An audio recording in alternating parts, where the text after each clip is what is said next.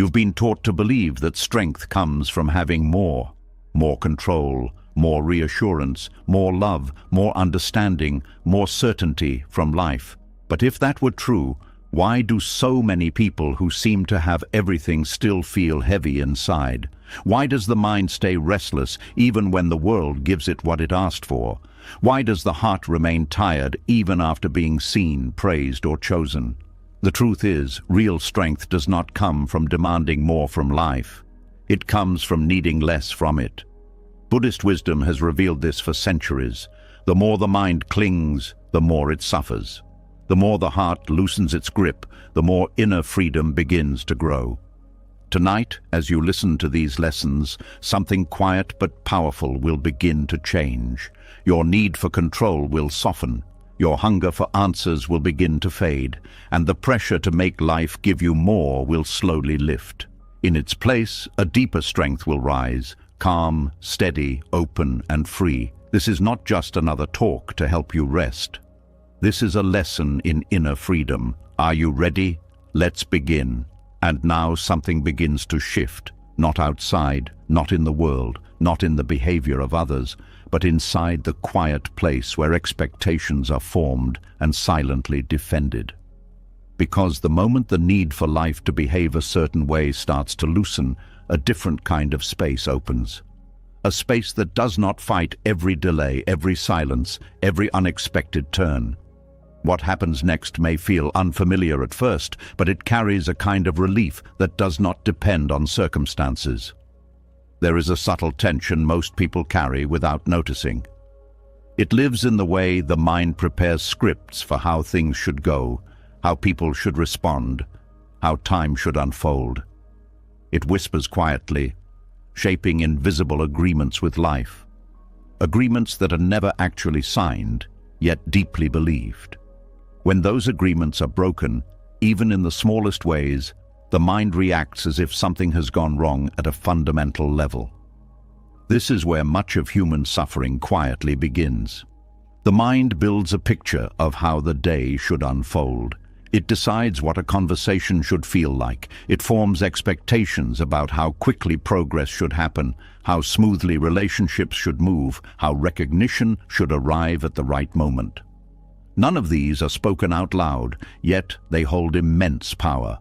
They become the standard by which reality is judged, and reality, almost by nature, refuses to cooperate. A message is delayed. A plan changes without warning. A person responds in a way that feels distant or confusing.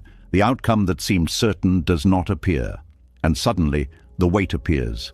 Not because of what happened, but because it did not match what the mind had already decided should happen. The discomfort is not in the event itself. It is in the resistance to it. This resistance often feels justified. It feels natural to say things should have gone differently. It feels right to expect clarity, fairness, responsiveness, smoothness. But beneath that feeling lies a quiet attachment, a deep insistence that life must align with personal preference in order for peace to exist. And this is where the cycle continues. Because every time life moves in a different direction, the mind tightens. It questions, analyzes, replays. It tries to correct reality in its own way, even if only internally. It argues with what has already happened, as if the argument itself could reverse the moment. But the moment has already passed. The more the mind resists, the more energy is spent. The body tightens, the breath becomes shallow, the sense of ease disappears. All of this happens not because life is inherently unbearable, but because it is being compared, moment by moment, to an imagined version of how it should be. There is another way of moving through this. It begins not with changing the world, but with seeing clearly how the demand itself creates tension. The realization is simple, yet difficult to accept at first. Life does not need to follow the script in order for peace to exist. Peace is not found in perfect alignment, it is found in the absence of resistance. When the mind stops insisting, something begins to soften. A delayed response no longer carries the same weight. It is seen as a delay, not a violation. A changed plan becomes a shift, not a failure. A misunderstanding becomes a moment of difference, not a personal attack. These are small changes in perception, yet they carry immense impact. The inner experience begins to feel lighter, not because life has become easier, but because the pressure to make it behave has dissolved. This does not mean becoming passive or indifferent. It does not mean giving up preferences or desires. It means no longer attaching peace to whether those preferences are fulfilled. It means allowing life to unfold without turning every deviation into a source of suffering. There is strength in this kind of allowing. It takes awareness to notice the moment when expectation forms. It takes discipline to not immediately follow the impulse to resist. It takes patience to sit with discomfort without trying to reshape it. This is not weakness. It is a form of inner stability that does not depend on control. Control, in many ways, is an illusion the mind clings to for safety. It creates the sense that if everything can be managed, predicted, and aligned, then peace will follow. But the reality is different. The more control is pursued, the more fragile the mind becomes. Because any disruption feels like a threat, any uncertainty feels like a loss of stability. Letting go of this constant need to control outcomes does not create chaos. It creates resilience. Resilience is not the ability to force life into a specific shape. It is the ability to remain steady when life takes unexpected forms. It is the quiet confidence that comes from knowing that peace is not dependent on external order. This understanding changes the way moments are experienced. Instead of constantly measuring reality against expectation, there is a shift toward observing what is present. The mind becomes less reactive, less urgent in its need to correct or fix. There is space between the event and the reaction. In that space, something new becomes possible: clarity. The situation is seen more directly, without layers of judgment or resistance. Decisions can be made without emotional pressure. Responses become more thoughtful, less driven by impulse. Even difficult moments begin to carry a different quality. They are still challenging, but they are no longer overwhelming. This is where suffering begins to soften. Not disappear entirely, but lose its sharpness. The emotional spikes become less intense. The duration of discomfort shortens. The mind recovers more quickly. All of this happens not because life has changed, but because the relationship to it has changed. The demand has loosened. And with that, the constant friction between expectation and reality begins to fade. There is also a deeper layer to this shift. The identity that was built around control and expectation starts to dissolve. The idea of being someone who needs things to go a certain way in order to feel stable begins to weaken. In its place, a different sense of self emerges, one that is less rigid, less dependent, more adaptable. This kind of self does not break easily. It bends, it adjusts, it allows. It does not interpret every deviation as a threat. It does not collapse when plans fail or when people behave unpredictably. It remains steady, not because everything is under control, but because it no longer needs everything to be controlled. This is where true freedom begins to take shape. Freedom is often misunderstood as the ability to get whatever is desired. But that kind of freedom is unstable because desires constantly change, and the world rarely aligns perfectly with them. Real freedom is quieter. It is the ability to remain at peace regardless of how things unfold. It is the absence of inner conflict. When the mind no longer argues with reality, there is nothing to defend. There is no need to prove that things should be different. There is no internal struggle to correct what cannot be changed. There is simply the experience of the moment as it is. This does not remove pain, but it removes unnecessary suffering. Pain may still arise, loss may still happen, disappointment may still be felt. But without the added layer of resistance, these experiences move through more naturally. They do not get trapped in cycles of rumination and frustration. They are allowed to be felt, and then allowed to pass. There is a kind of peace in this process. It is not dramatic or intense. It does not feel like a sudden breakthrough. It feels steady, grounded, almost ordinary. But within that ordinariness, there is a depth that was not present before. A quiet ease that does not need constant reinforcement. This ease becomes more noticeable over time. Moments that would have previously caused irritation now pass without much disturbance.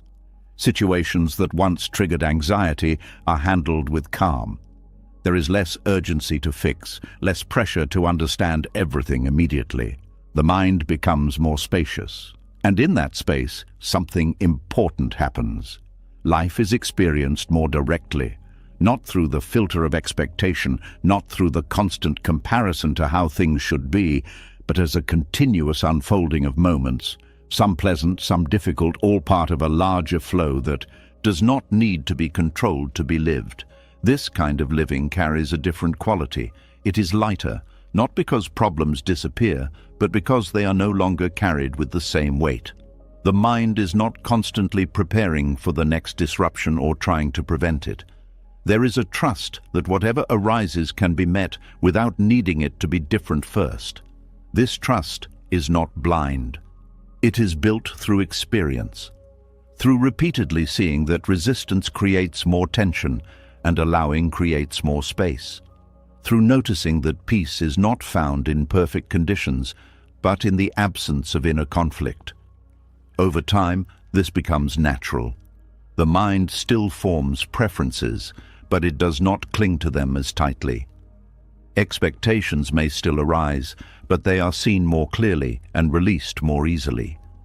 The gap between what is and what is wanted becomes less significant. And within that narrowing gap, suffering continues to soften. What remains is a steady presence, a way of moving through life that does not depend on constant alignment with personal desires, a way of experiencing moments without turning them into problems.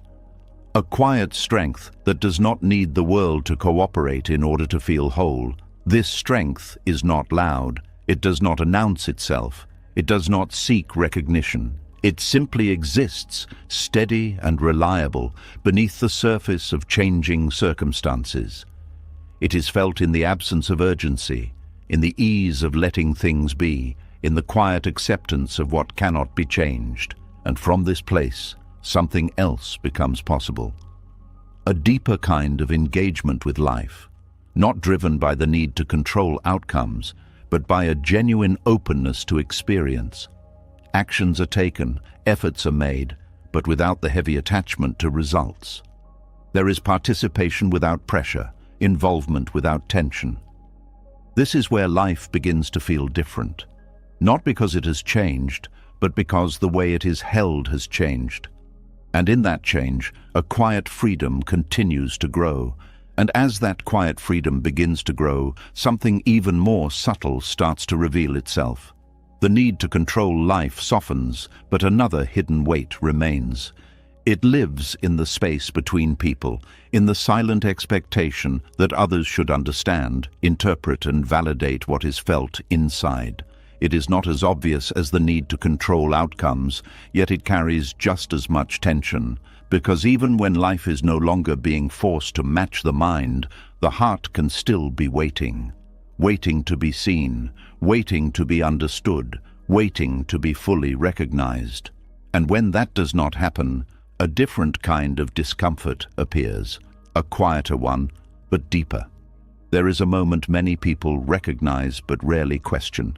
A moment after explaining something important, after sharing a feeling, after trying to express something that matters. The words are spoken, the effort is made, but the response does not land the way it was hoped. The other person listens, but something feels off. The understanding is partial or completely missing. And in that moment, something tightens. The mind begins to search for better words. The heart begins to feel unseen. There is an urge to explain again, to clarify, to try harder to be understood. It feels necessary, almost urgent, as if peace depends on closing that gap between what is felt and what is received. This is where the hidden hunger lives, the hunger to be fully understood. It does not always appear as a loud demand. Often it is quiet. It hides behind patience, behind repeated explanations, behind the willingness to keep trying, but beneath it, there is a deep attachment. A belief that emotional relief will come once the other person finally sees things clearly, and this belief quietly binds the heart, because understanding is not something that can be controlled. It depends on the other person's perspective, their emotional capacity, their experiences, their ability to listen without distortion. Even with the best intentions, full understanding is rare. People hear through their own filters, they interpret through their own stories. So the gap remains, and the more the heart depends on closing that gap, the more tension builds. There is a different way of relating to this. It begins with a simple but difficult realization. Being understood is not a requirement for inner peace. It is something that can be appreciated when it happens, but it does not need to be chased in order to feel whole. This shift changes everything, because now expression is no longer driven by the need for validation. It becomes something cleaner, something lighter. Words are shared because they are true, not because they must be confirmed. Feelings are expressed because they exist, not because they need to be approved. This removes a significant burden. The pressure to be perfectly understood begins to fade. The constant adjustment of language, the repeated attempts to explain, the emotional strain of trying to align someone else's perception with internal experience, all of it begins to loosen, and in that loosening, energy returns. There is less exhaustion in communication. Conversations become simpler. There is less need to correct every misunderstanding, less urgency to fix every misinterpretation. The heart no longer feels like it has to defend its reality in every interaction. This does not mean withdrawing or becoming distant. It means engaging without attachment. It means speaking clearly, honestly, and then allowing the other person to receive it in their own way, without turning their response into a measure of self-worth. It means accepting that some parts of the inner world may never be fully seen by others, and being at peace with that. There is a quiet strength in this acceptance, because it removes the dependency that often goes unnoticed, the dependency on external understanding to stabilize internal experience. When that dependency is released, something deeper becomes available: self-understanding, the ability to sit with one's own emotions without needing them to be translated for someone else. The capacity to witness internal states without immediately seeking external confirmation. This creates a sense of inner grounding that does not fluctuate based on how others respond. This grounding is not rigid, it is flexible, open but steady.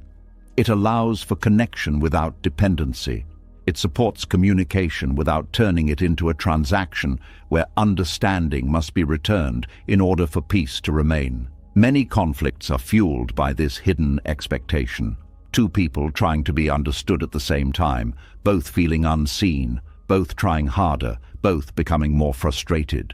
The conversation turns into a loop where each person is waiting for the other to finally get it. And when that does not happen, tension rises. But when one person releases the need to be fully understood, the dynamic changes. The urgency dissolves. The conversation slows down. There is more space to listen, not as a strategy to be understood in return, but as a genuine act of presence. This creates a different kind of connection, one that is not built on perfect alignment, but on mutual allowance. There is also a deeper layer to this shift. The identity that is tied to being understood begins to loosen. The idea that being seen clearly by others is necessary for feeling valid starts to fade. This opens the door to a more direct relationship with oneself, a relationship that does not depend on reflection. It is common to use others as mirrors, to understand oneself through their reactions, their feedback, their interpretations. This can be helpful, but it can also create a dependency. When the mirror is unclear or absent, confusion arises. The sense of self becomes unstable. Releasing the need to be understood breaks this pattern. It allows for a more immediate form of self-awareness, one that does not require external confirmation. Emotions are felt directly, thoughts are observed directly, experiences are processed internally without needing them to be validated from the outside. This builds a different kind of confidence. Not the kind that comes from approval, but the kind that comes from familiarity with one's own inner world. There is less doubt, less second-guessing, less need to check whether what is felt is acceptable or correct. This does not isolate. It actually deepens connection, because interactions are no longer burdened by hidden demands. There is more openness, more authenticity, because the need to manage how one is perceived is reduced. This allows for more honest expression, even if it is not perfectly understood. There is freedom in this honesty. Freedom from performing, from adjusting, from constantly monitoring how words are received. The focus shifts from controlling perception to simply being present. This creates a lighter, more natural flow in communication. Silence also begins to feel different. It is no longer uncomfortable or filled with the need to fill gaps. It becomes a space where presence can exist without explanation. There is no urgency to clarify everything, no pressure to make every feeling known. Some experiences remain internal, and that is no longer a problem. This changes the way relationships are experienced. There is less tension, less emotional negotiation, less need to extract understanding from others. Interactions become more about sharing space rather than resolving every difference. This allows for a more relaxed, more sustainable form of connection. It also changes how misunderstanding is perceived. Instead of being seen as a failure or a threat, it becomes a natural part of human interaction. People are different. They see the world differently. They interpret differently. Expecting perfect understanding is unrealistic, and releasing that expectation removes a significant source of friction. This does not mean accepting harmful behavior or avoiding necessary conversations. It means approaching them without the added burden of needing complete alignment. It means addressing issues clearly, but without tying emotional stability to the outcome of the conversation. This creates more clarity, more effectiveness, because communication is no longer clouded by the need to be validated. There is also a quiet peace that comes from knowing that some parts of the inner experience are inherently private. Not everything needs to be shared. Not everything needs to be explained. Some feelings can exist without being translated. This reduces the pressure to externalize every internal state, allowing for a more contained, more stable inner life. This containment is not suppression. It is a form of self-sufficiency. The ability to hold one's own experience without needing to distribute it in order to feel relief. This creates a deeper sense of independence, one that is not based on isolation, but on internal capacity. Over time, this capacity grows. The need to be understood becomes less intense. The moments of discomfort when misunderstanding occurs become shorter.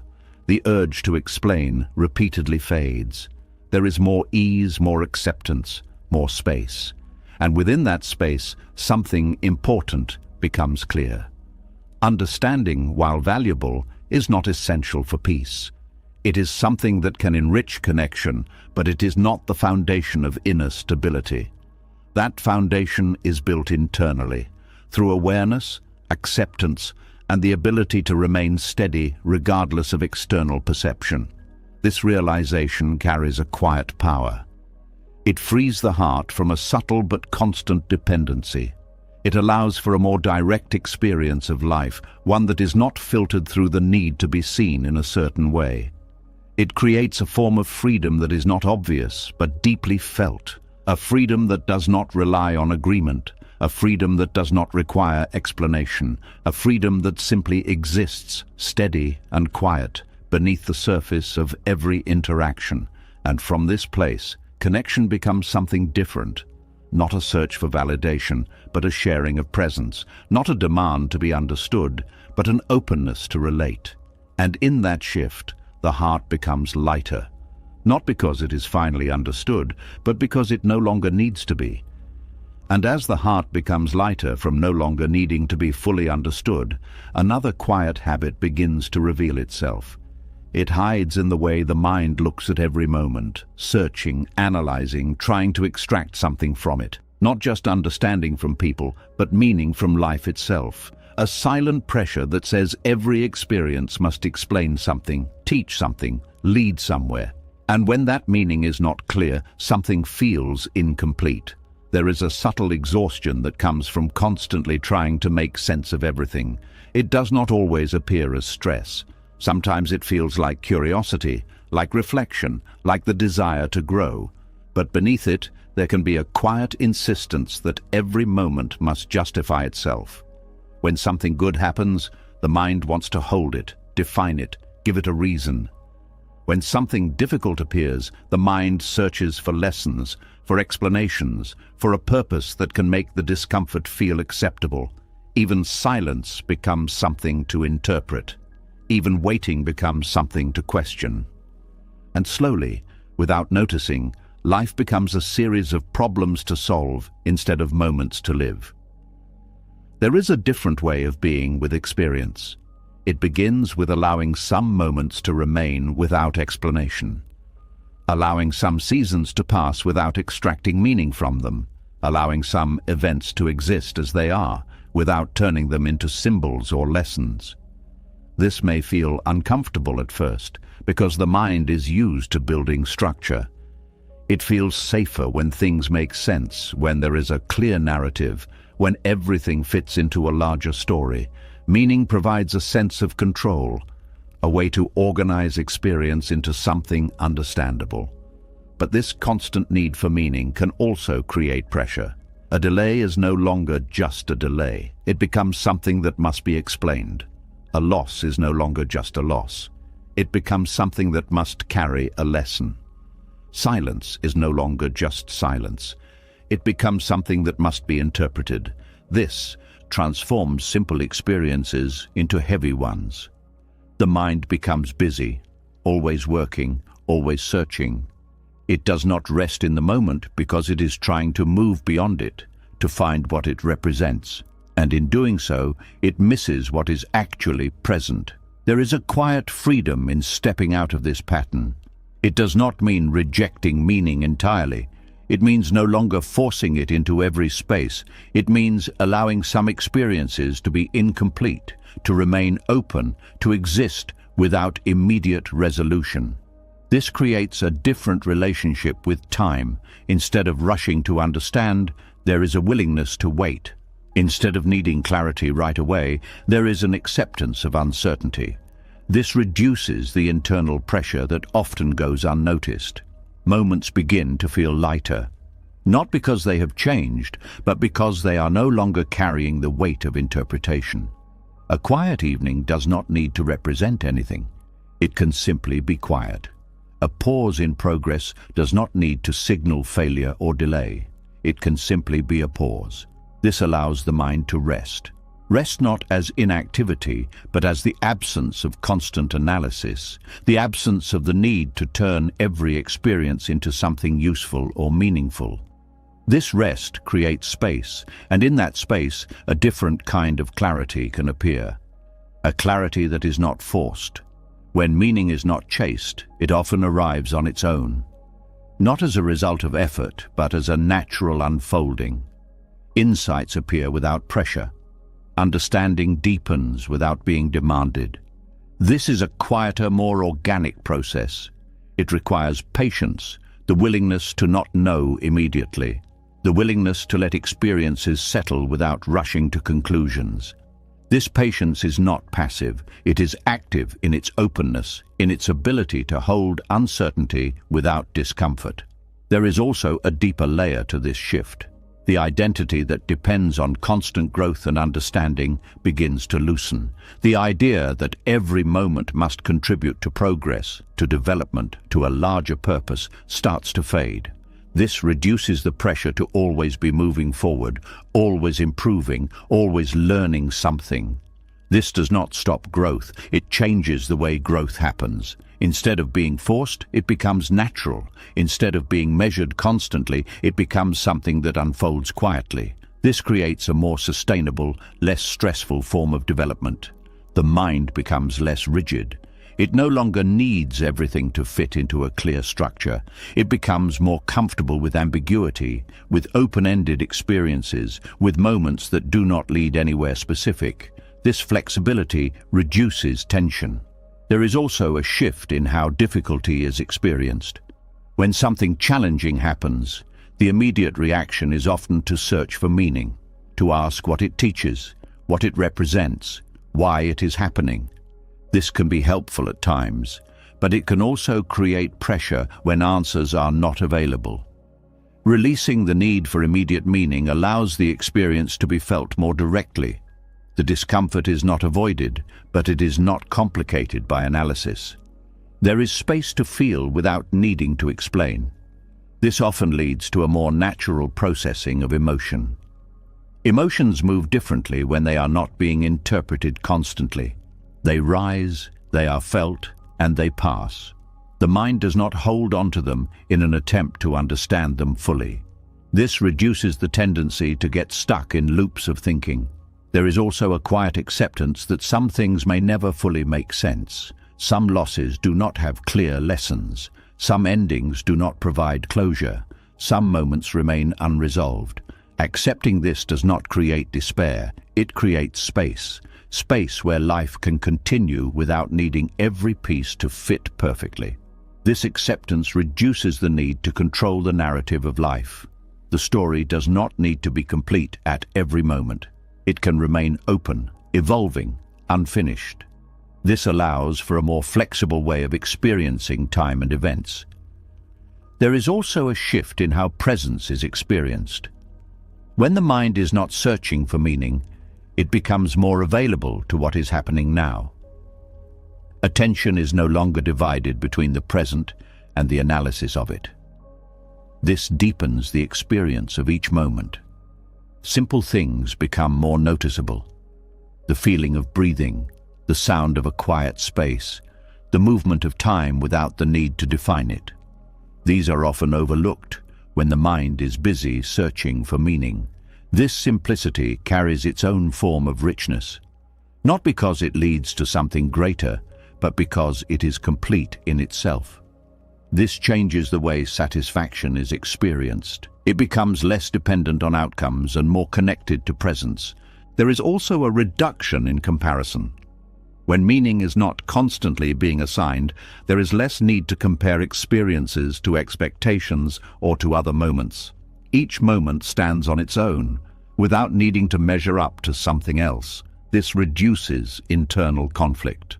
The mind is not evaluating constantly. It is not asking whether this moment is meaningful enough, productive enough, significant enough. It is simply allowing the moment to exist. This allowance creates ease. Ease that does not come from achieving something, but from not needing to achieve something in every moment. This is a subtle but powerful shift. It also changes how the future is perceived. The need to ensure that future moments will be meaningful reduces. There is less pressure to plan every step with purpose. This creates more openness, more flexibility, more willingness to move without knowing exactly where it leads. This does not remove direction, it removes the rigidity around it. Goals can still exist, intentions can still be set, but they are held more lightly. This reduces anxiety about outcomes and allows for a more adaptable approach. There is also a deeper trust that develops. Trust that not everything needs to be understood immediately. Trust that meaning, when it is relevant, will appear in its own time. This reduces the urgency that often drives overthinking. Overthinking is often fueled by the need to make sense of things. When that need is reduced, the mind becomes quieter. Thoughts still arise, but they are not chased as intensely. This creates a more stable, internal environment. There is also a shift in how silence is experienced. Silence is no longer something that needs to be filled or explained. It becomes a space of rest, of presence, of openness. This changes the quality of quiet moments. They become less uncomfortable, less filled with the need to do something with them. They are allowed to exist without purpose, and in that, they become more peaceful. This also affects how relationships are experienced. Conversations do not need to carry deep meaning every time. Interactions can be simple, light, without needing to lead to insight or resolution. This reduces pressure and allows for more natural connection. There is also a reduction in self-judgment. When not every moment needs to be meaningful, there is less pressure to always be doing something important or significant. This allows for rest without guilt, for pauses without criticism. This creates a more compassionate relationship with oneself. A recognition that life includes moments of stillness, of uncertainty, of lack of direction, and that these moments are not failures, but part of the natural flow. Over time, this becomes more natural. The mind still seeks meaning at times, but it is not as dominant. It does not control the experience of every moment. There is more balance between understanding and simply being. And within that balance, something important becomes clear. Life does not need to be fully understood to be lived fully. Meaning can enrich experience, but it is not required for peace. Peace can exist in moments that are simple, quiet, undefined. This realization carries a quiet strength. It removes a layer of pressure that is often invisible. It allows for a more direct, more immediate experience of life. It creates space where the soul can rest. And in that rest, something light begins to grow. Not forced, not defined, not explained, just present and enough. And as the need to force meaning begins to fade, another layer quietly reveals itself. The mind becomes less busy, the soul begins to feel lighter, and yet there is still a subtle emptiness that can appear in certain moments. Not because something is missing in life, but because something is being asked from love that it was never meant to carry. This is where a deeper hunger lives, a hunger that is often mistaken for love itself. There is a kind of tiredness that does not come from lack of love, but from the constant need for love to reassure, confirm, and prove itself. It shows up in small ways, in waiting for messages that must arrive at the right time, in noticing when attention feels different, in measuring tone, effort, consistency, and presence. It is not always loud. Sometimes it is quiet, almost invisible, but it carries weight, a silent question that repeats itself in different forms. Am I still valued? Am I still important? Is this still real? And when the answer is not immediately clear, something inside begins to tighten. This is what emotional starvation feels like. Not the absence of love, but the constant feeling that it is not enough unless it is confirmed again and again. It creates a cycle where love is never fully received, because it is always being evaluated. Even when affection is present, the mind looks for signs that it might fade. Even when connection exists, the heart searches for reassurance that it will not disappear. And in that search, the experience of love becomes heavy. There is a quiet shift that changes this entirely. It begins when love is no longer treated as something that must constantly prove its presence. When the heart no longer depends on repeated confirmation to feel secure, something begins to relax. The need to monitor every detail fades. The urge to interpret every action softens. Love is no longer something that must be measured in order to be trusted. This does not remove care. It removes dependency. There is a difference between appreciating love and relying on it to define one's sense of worth. When love becomes the source of identity, it carries too much responsibility. It is asked to fill every gap, to calm every fear, to provide constant stability. And no human connection can carry that weight without strain. Releasing this expectation does not reduce love. It allows it to breathe. It allows love to exist without pressure, without the constant need to validate, without being turned into a system of emotional survival. This changes the way connection is experienced. Instead of looking for proof, there is presence. Instead of seeking reassurance, there is trust. Instead of measuring love, there is an openness to receive it as it comes, without turning it into a requirement for feeling whole. This creates a sense of internal fullness, not because love disappears, but because it is no longer the only source of emotional stability. The heart becomes less dependent on external confirmation and more grounded within itself. This grounding changes everything. It reduces anxiety in relationships. The need to check, to question, to analyze decreases. There is more space for natural interaction, for moments to unfold without being evaluated. There is also a shift in how absence is experienced. When love is tied to constant presence, any distance feels threatening. Silence becomes heavy, space becomes uncomfortable. But when the need for constant proof is released, absence is no longer interpreted as loss. It becomes part of the rhythm. Connection can exist even in distance. Care can remain even when it is not actively expressed. This creates a more stable, less reactive form of attachment. Attachment itself begins to transform. It becomes less about holding on and more about allowing, less about securing and more about trusting. This does not weaken bonds. It strengthens them by removing the pressure that often causes tension. There is also a change in how one relates to their own emotions. Instead of immediately seeking comfort from others, there is a growing ability to sit with feelings internally. Discomfort is not automatically outsourced. It is acknowledged, felt, and allowed without rushing to fill it. This builds emotional resilience, the capacity to remain steady even when external reassurance is not available. This does not create isolation. It creates independence within connection. Relationships become something shared, not something relied upon for survival. There is also a quiet honesty that emerges. Without the need to secure love through constant validation, communication becomes clearer. There is less fear of expressing truth, less tendency to adjust behavior to maintain approval. This creates more authentic interactions.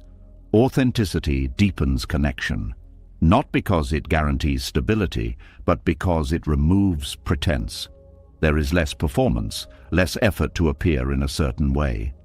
This allows relationships to develop based on reality rather than expectation. There is also a reduction in emotional bargaining. The subtle exchange where actions are performed in hopes of receiving something in return begins to fade. Kindness is given without calculation. Attention is shared without expectation.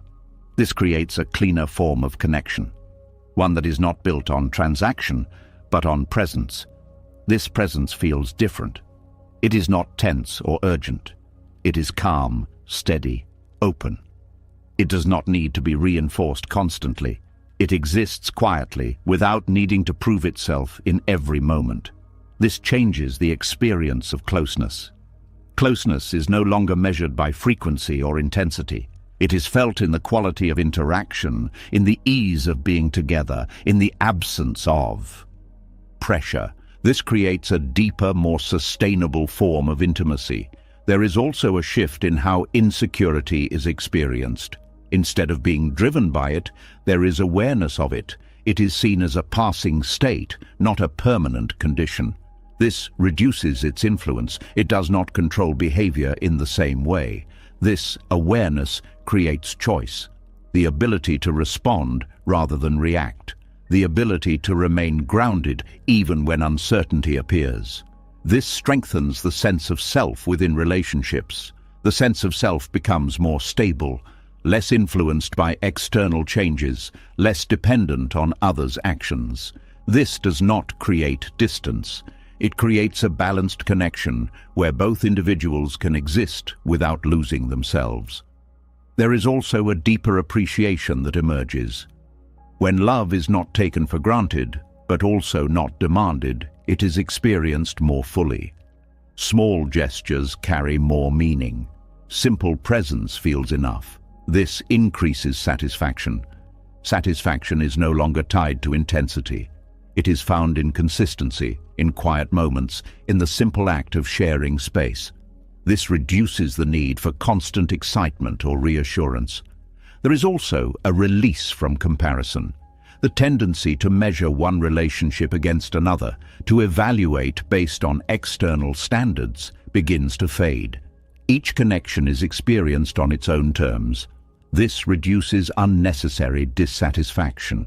There is also a quiet acceptance of imperfection. No relationship is flawless. No person can meet every need. Accepting this reduces frustration. It allows for a more realistic and compassionate view of connection. This compassion extends inward. There is less self-blame when things feel uncertain, less pressure to be perfect in order to be loved. This creates a more gentle relationship with oneself. Over time, this becomes natural. The need for constant proof diminishes. The heart becomes less reactive. There is more ease, more trust, more stability. Love is no longer something that must be secured continuously. It is something that can be experienced without fear. And within this experience, something important becomes clear. Love does not need to complete you in order to be meaningful. It can exist alongside a sense of wholeness, not as a replacement for it. This changes the way connection is approached. It becomes something shared between two whole individuals rather than something used to fill internal gaps. This creates a different kind of bond. One that is less fragile, less dependent, more resilient. It can withstand distance, change, uncertainty without collapsing. This is a quieter but stronger form of connection. There is also a freedom in this. Freedom from the constant need to secure love. Freedom from the fear of losing it. Freedom to engage without attachment to outcome. This allows for a more open, more relaxed way of relating. This openness carries a different kind of depth. Not based on intensity, but on steadiness. Not on constant reassurance, but on quiet trust. This depth feels more sustainable, more grounded. And within this grounding, something else appears. A sense of peace that is not dependent on the presence of love. A peace that exists regardless of connection, that remains steady even in absence. This is where emotional starvation ends.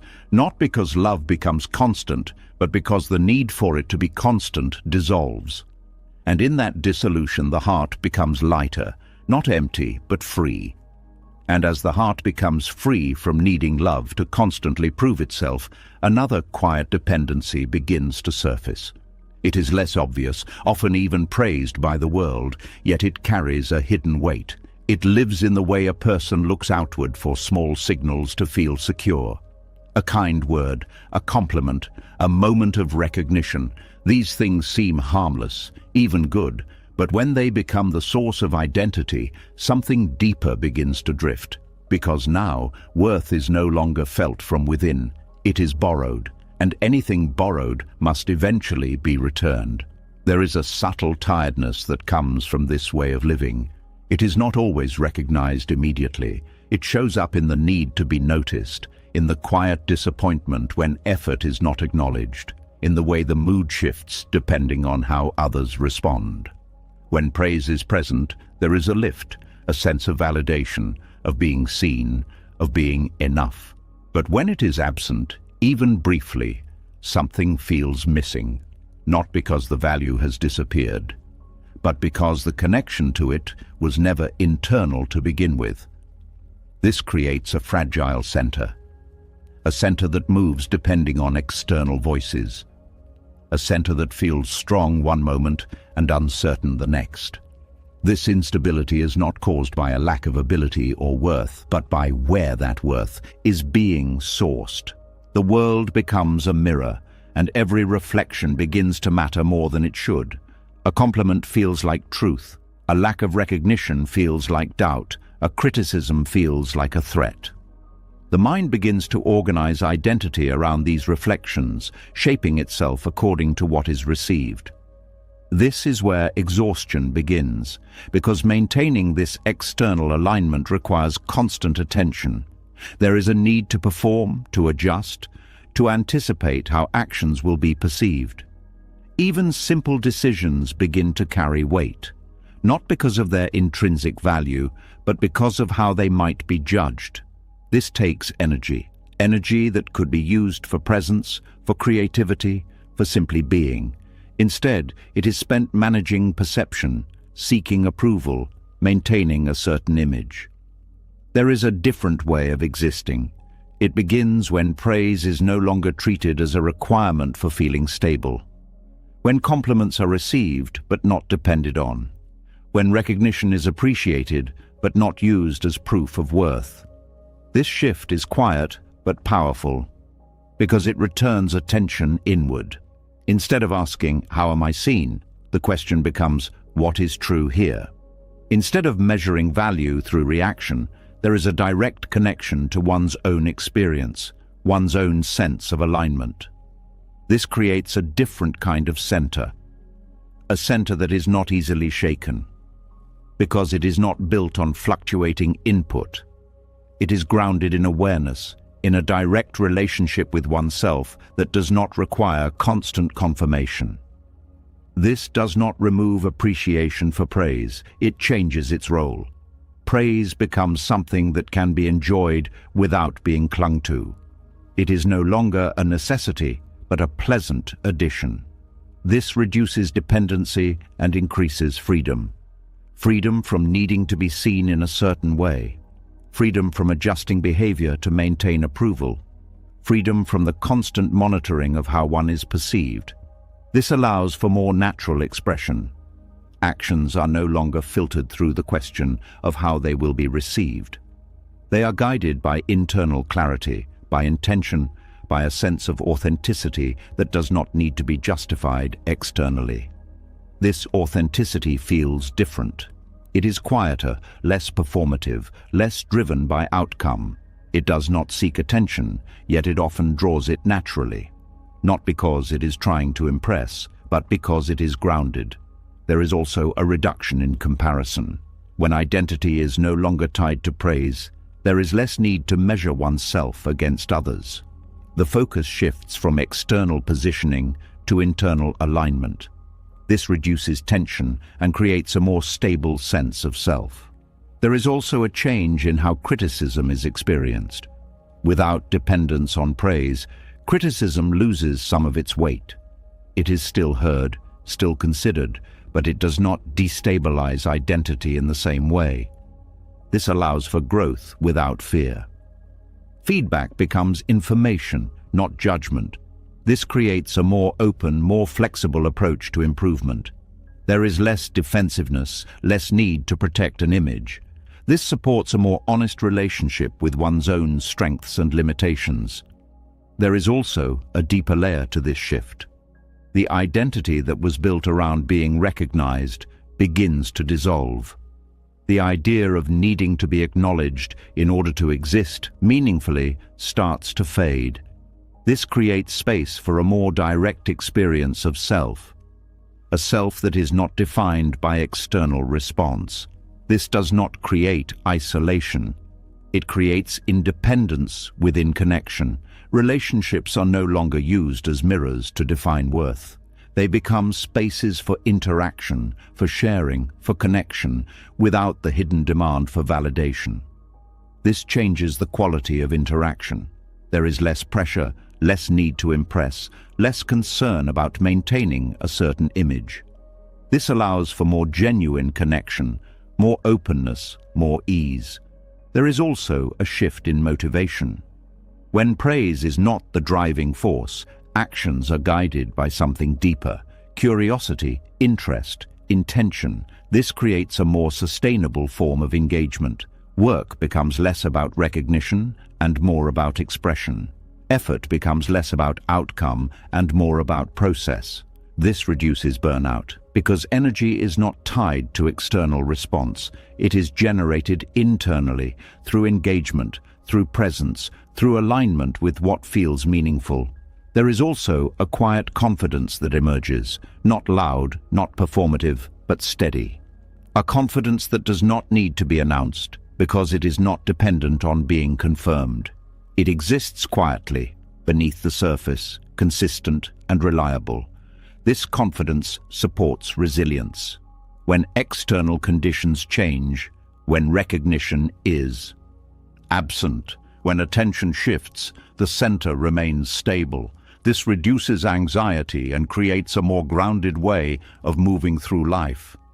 There is also a deeper sense of contentment. When praise is no longer required, satisfaction is not delayed. It is felt in the act itself, in the experience of doing, of being, of engaging with life directly.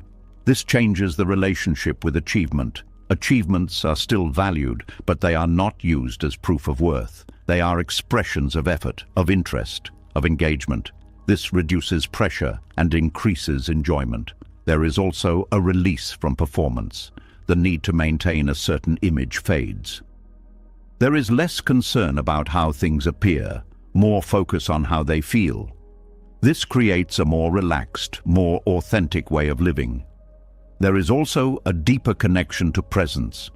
Without the constant monitoring of external response, attention returns to the moment. This increases awareness, clarity, and ease. Moments are experienced more fully, not filtered through the need to be recognized, but felt directly. This creates a richer experience of life, not because of external input, but because of internal availability. There is also a shift in how silence is experienced. Silence is no longer uncomfortable due to lack of recognition. It becomes a space of rest, of being, without the need to fill it with validation. This supports a more stable inner environment, one that does not fluctuate based on external feedback. Over time, this becomes natural. The need for praise diminishes. The dependence on recognition fades. The center becomes more stable, more grounded, more internal. And within this stability, something important becomes clear. Worth does not need to be proven. It does not need to be confirmed. It exists. And when this is felt directly, without reliance on external voices, there is a quiet return. A return to a center that was always there, but often overlooked. A center that does not move with praise or criticism. A center that remains steady, regardless of how the world responds. And from this place, life begins to feel different, less heavy, less dependent, more free. And as that quiet center becomes steady, no longer rising and falling with praise or silence, something even deeper begins to come into view. There is still a subtle movement in the mind, a habit so familiar that it often goes unnoticed. It is the quiet negotiation that happens with reality itself. A constant internal dialogue that tries to reshape what has already happened, soften what feels uncomfortable, or push away what does not match preference. Even without seeking approval, even without needing validation, the mind can still be in quiet resistance. And that resistance carries its own weight. There is a kind of tiredness that does not come from effort, but from arguing with what cannot be changed. It appears in small moments. A situation unfolds, and immediately the mind begins to respond, not by meeting it, but by pushing against it. This should not be happening. This could have been different. This needs to change before I can feel okay. These thoughts may seem natural, even justified, but they create friction, not with the world, but within the self. Because reality has already taken its shape, and the mind is still trying to reshape it. This creates tension. Not loud, not always dramatic, but constant. A background pressure that keeps the body tight and the mind restless. Even when nothing is actively wrong, there is a subtle resistance to what is present. This is the negotiation. A silent attempt to make life more acceptable before allowing peace. But there is another way. A way that does not involve giving up, but involves letting go of the argument. A way that does not mean agreement with everything, but means no longer fighting what has already become real. This is where rest begins to appear. Not the kind of rest that comes from sleep, but a deeper rest, one that comes from the absence of internal conflict. When the mind stops pushing against the moment, something softens, the shoulders drop, the breath deepens, the urgency fades. Nothing outside has changed, but inside the pressure is gone. This kind of rest is unfamiliar at first. because the mind is used to staying active, used to analyzing, correcting, resisting. It believes that by negotiating with reality, it can create a better experience. But in truth, it often creates the opposite. It creates strain.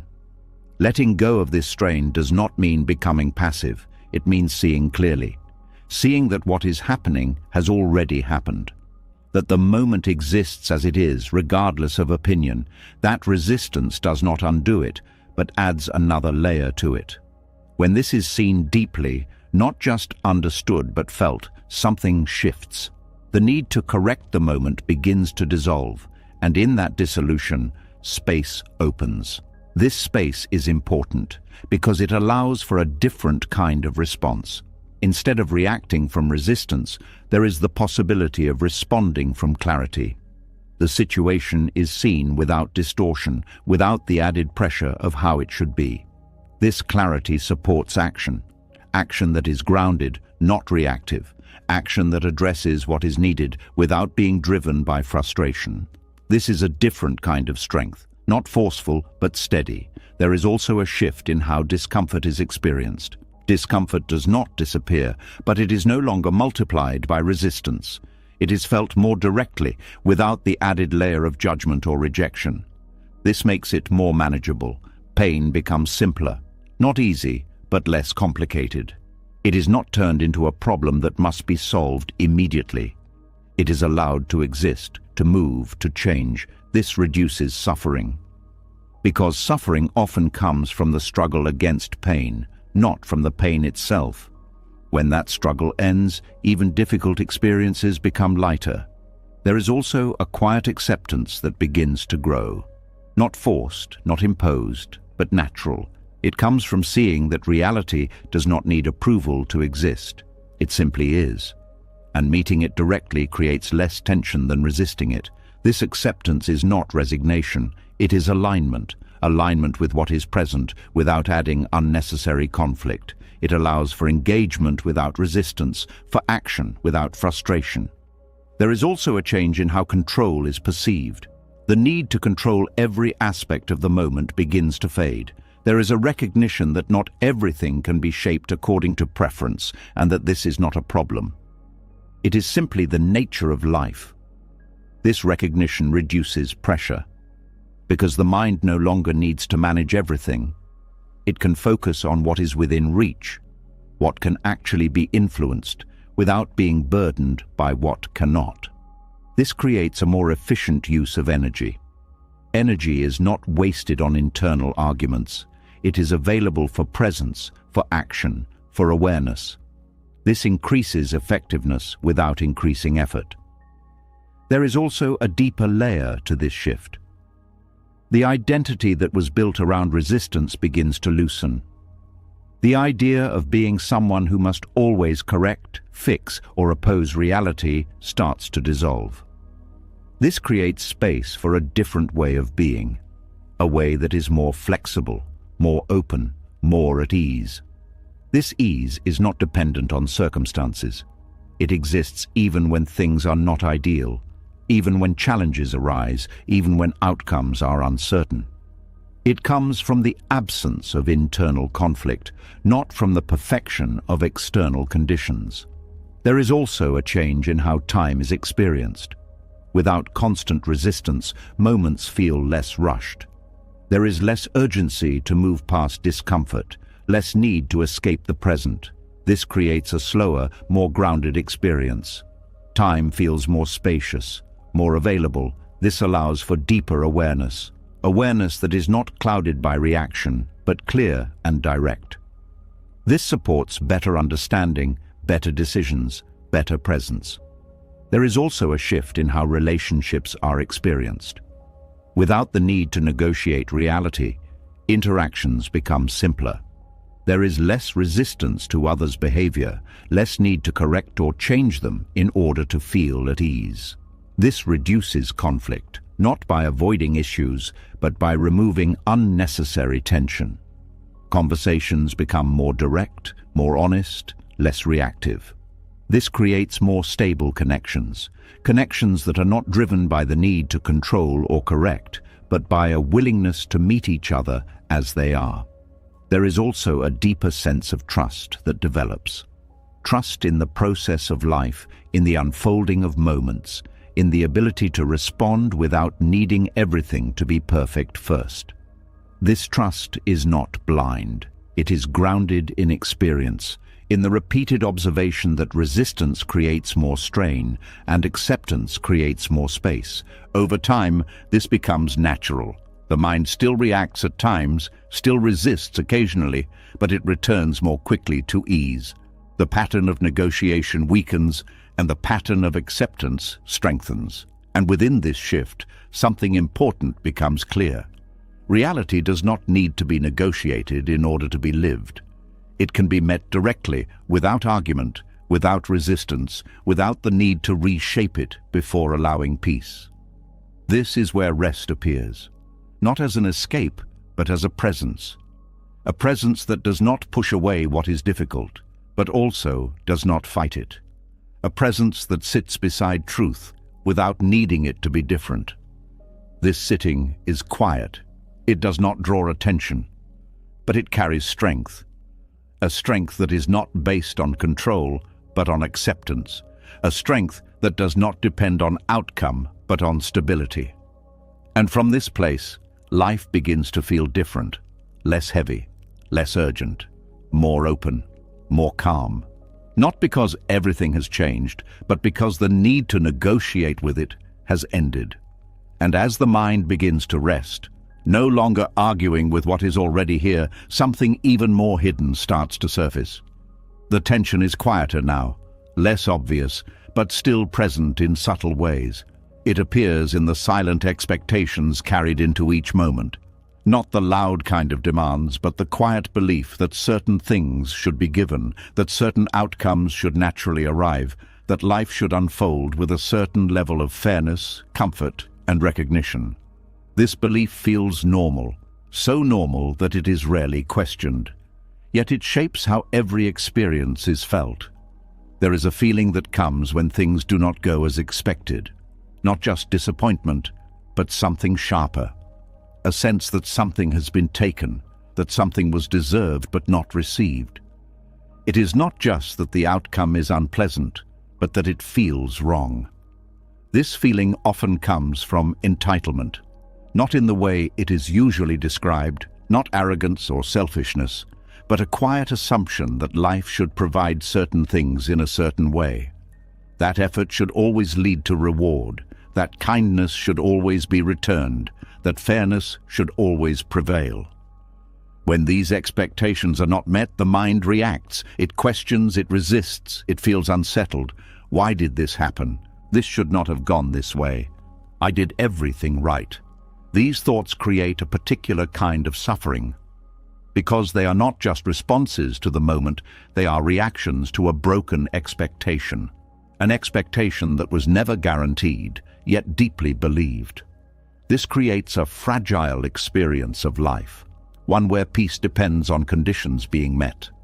Where comfort is expected, fairness is assumed, recognition is anticipated.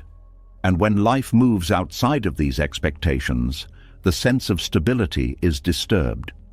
There is another way of relating to this. It begins with seeing clearly that life does not operate on personal agreements, that it does not owe comfort, fairness, or perfect outcomes. This realization can feel uncomfortable at first, because it removes a layer of expectation that provided a sense of order. But beneath that discomfort, something important begins to form: freedom. When entitlement begins to dissolve, the relationship with life changes. Moments are no longer filtered through the question of whether they are deserved. They are experienced more directly, without the added layer of expectation. This reduces friction that was created not by the event itself, but by the belief that it should have been different. Without that belief, the experience becomes simpler. Not necessarily easier, but less complicated. There is less internal argument, less resistance, less need to correct what has already happened. This creates space for acceptance, for clarity, for a more grounded response. There is also a shift in how effort is experienced. Effort is no longer tied to guaranteed results. It becomes something that is offered, not something that must be rewarded. This changes motivation. Actions are taken because they align with intention, not because they are expected to produce a specific outcome. This reduces pressure, because the mind is no longer calculating what should be received in return. There is also a change in how others are perceived. Without entitlement, there is less expectation that others must behave in certain ways. This reduces frustration. People are seen more clearly without the filter of how they should act. This creates more realistic expectations, and with that, more stable relationships. There is also a deeper layer to this shift. The identity that was built around being treated a certain way begins to loosen. The idea that one deserves constant comfort, constant recognition, constant fairness starts to fade. This does not create passivity, it creates resilience. Resilience that comes from not depending on conditions to feel stable. The ability to remain steady even when things are not ideal. This is a different kind of strength, a strength that does not rely on external support. There is also a reduction in comparison. When entitlement is present, there is often a comparison between what is received and what others receive. This creates dissatisfaction. Without entitlement, this comparison weakens. Each experience is seen on its own, without needing to measure it against an expected standard. This reduces unnecessary tension. There is also a shift in how disappointment is experienced. Disappointment still arises, but it is not amplified by the belief that something was owed. It is felt more directly, without the added layer of injustice. This makes it easier to move through, because the mind is not holding on to the idea that something has been taken unfairly. It is simply acknowledging what is present. There is also a quiet acceptance of uncertainty. Life is seen as something that unfolds without guarantees. This reduces the need to predict, to control, to secure outcomes. This acceptance creates ease that does not depend on certainty but on flexibility. The ability to move with what happens rather than against it. There is also a change in how gratitude is experienced. Without entitlement, gratitude becomes more natural. Because things are no longer expected, they are appreciated when they occur. This increases the sense of satisfaction. Even small moments carry value, not because they fulfill an expectation, but because they are recognized as they are. There is also a deeper sense of humility, not in the sense of lowering oneself, but in recognizing that life is not centered around personal expectations. This creates a more balanced perspective, a perspective that is less demanding, more open. There is also a shift in how control is perceived. Without entitlement, the need to control outcomes reduces. There is an understanding that not everything can be shaped according to preference. This reduces stress because the mind is no longer trying to enforce an imagined agreement with life. There is also a change in how patience is experienced. Patience becomes easier when there is no expectation of immediate reward. Waiting is no longer seen as a failure of timing, but as part of the process. This creates a more relaxed relationship with time. There is also a deeper sense of presence. Without the constant evaluation of whether something is deserved, attention returns to the moment. This increases awareness and clarity. Moments are experienced more fully, without the distraction of expectation. There is also a shift in how failure is perceived. Failure is no longer seen as a violation of what should have happened. It becomes an event, a result, without the added weight of entitlement. This makes it easier to learn and move forward. There is also a quiet strength that begins to develop. A strength that does not depend on fairness or comfort. A strength that remains steady even when things are difficult. This strength is not rigid. It is flexible, adaptable, open. There is also a deeper sense of freedom. Freedom from needing life to meet certain standards. Freedom from the constant pressure of expectation. freedom to experience moments as they are. This freedom is not loud. It is quiet, steady, consistent. And within this quiet, something important becomes clear. Peace does not come from life being fair. It comes from not needing it to be. This realization changes everything because it removes a fundamental source of tension, the belief that life should align with personal expectation. Without that belief, the relationship with life becomes simpler, more direct, more open. And in that openness, something new begins to grow. A sense of stability that does not depend on conditions. A sense of peace that is not tied to outcome. A sense of freedom that comes from needing less. And from this place, life begins to feel different.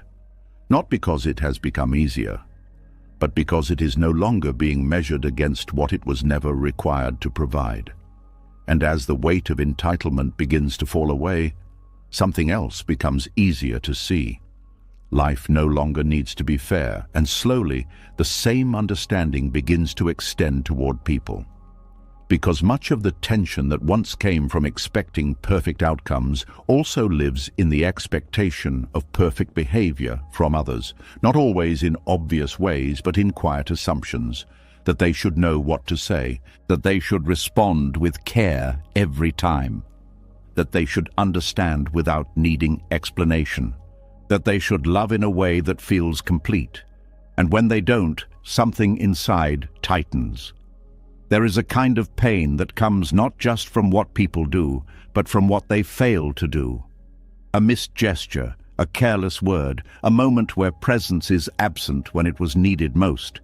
These moments stay longer than they should, not because they are large, but because they collide with expectation. A quiet belief that says they should have done better. This belief creates a subtle form of resistance, not toward life, but toward people. And when that resistance is held, it slowly turns into something heavier, resentment. It does not always appear as anger. Sometimes it is silent. It lives in the way distance begins to grow, in the way warmth becomes guarded, in the way past moments are replayed with a quiet sense of disappointment. This is where emotional strain begins to build. Because holding resentment requires energy. It keeps the mind tied to what has already happened, to what cannot be changed, to what was expected but not received. And over time, this creates a sense of separation, not just from others, but from peace. There is another way of seeing this. It begins with a simple but difficult recognition. People are incomplete, not as a flaw, but as a condition. They carry their own limitations, their own blind spots, their own fears, their own ways of understanding the world. Their ability to love, to listen, to respond is shaped by these things. And because of that, their actions will never fully match what is hoped for. Not consistently, not perfectly. This realization can feel disappointing at first, because it removes the expectation of complete fulfillment from others. But within that removal, something important appears: freedom. When people are allowed to be incomplete without needing them to meet every expectation, the pressure begins to dissolve. The need to correct, to change, to make them behave differently in order to feel at ease begins to fade. This does not mean accepting harmful behavior. It means seeing clearly what others are capable of without adding expectation on top of it. This clarity changes the way interactions are experienced. Instead of measuring people against an ideal, they are seen as they are. This reduces friction, because the mind is no longer comparing reality to an imagined standard. There is also a shift in how disappointment is felt. Disappointment still arises, but it is softer. It is not fueled by the belief that something was owed. It is simply a recognition that something was not present. This makes it easier to let go, because there is no longer a need to hold on to what should have been. There is also a quiet compassion that begins to develop, not forced, not artificial, but natural. When people are seen as incomplete, their actions are understood in a different way. Not excused, but placed in context. This reduces judgment. Judgment often comes from expectation. When expectation softens, judgment follows. This creates more space in relationships, space where people can exist without being constantly evaluated, space where interaction can happen without the need for perfection. There is also a change in how hurt is processed. When someone fails to meet an expectation, the immediate reaction is often to interpret it personally, to see it as a reflection of value, of importance, of worth. But when incompleteness is understood, this interpretation begins to shift. The action is seen more as a reflection of the other person's limitations, rather than a statement about oneself. This reduces the intensity of the hurt, not by avoiding it, but by understanding it differently. There is also a deeper layer to this shift. The need for others to complete what is missing internally begins to dissolve. The expectation that someone else should fill every emotional gap fades. This creates independence, not isolation, but a stable internal base that does not rely on others to function. Relationships become something that adds to life, rather than something that must sustain it completely. This changes the nature of connection. Connection becomes lighter, less burdened by expectation, less strained by the need for perfection. There is more room for authenticity, for natural interaction, for presence without pressure. There is also a reduction in control. When people are allowed to be incomplete, there is less need to shape their behavior. Less effort is spent trying to make them respond in a certain way. This reduces tension. It also increases respect, because allowing someone to be as they are without constant correction acknowledges their autonomy. This creates a more balanced dynamic. There is also a shift in how forgiveness is experienced. Forgiveness becomes easier when expectation is reduced, not because the action is justified, but because the need to hold on to it weakens. The mind is no longer anchored to the idea that something should have been different. This allows for release of tension, of replaying, of holding on to past moments. This creates more space for the present. There is also a change in how closeness is felt. Closeness is no longer dependent on perfect understanding or perfect behavior. It is found in shared presence, in moments of connection that do not need to meet a specific standard. This creates a more sustainable form of intimacy, one that can exist even with imperfection. There is also a deeper sense of acceptance, not passive but aware, an acceptance that people will act according to their nature, their understanding, their limitations. This does not remove the ability to set boundaries. It clarifies it. Boundaries are no longer set from resentment, but from understanding. This makes them more effective, more stable. There is also a quiet strength that begins to form, a strength that comes from not needing others to be different in order to feel at ease. The ability to remain steady even when others fall short. This strength is not rigid. It is flexible, open, grounded. There is also a shift in how expectations are formed. Expectations become more realistic, more aligned with what is actually possible. This reduces disappointment and increases clarity. There is also a reduction in emotional volatility. Without the constant cycle of expectation and disappointment, emotions become more stable. There is less fluctuation, less intensity. This creates a calmer internal state. There is also a deeper appreciation for what is present. When perfection is no longer expected, what is available becomes more noticeable. Small gestures, simple moments become more meaningful. This increases gratitude. There is also a change in how absence is experienced. Absence is no longer interpreted as failure. It is seen as part of the natural variation in human behavior.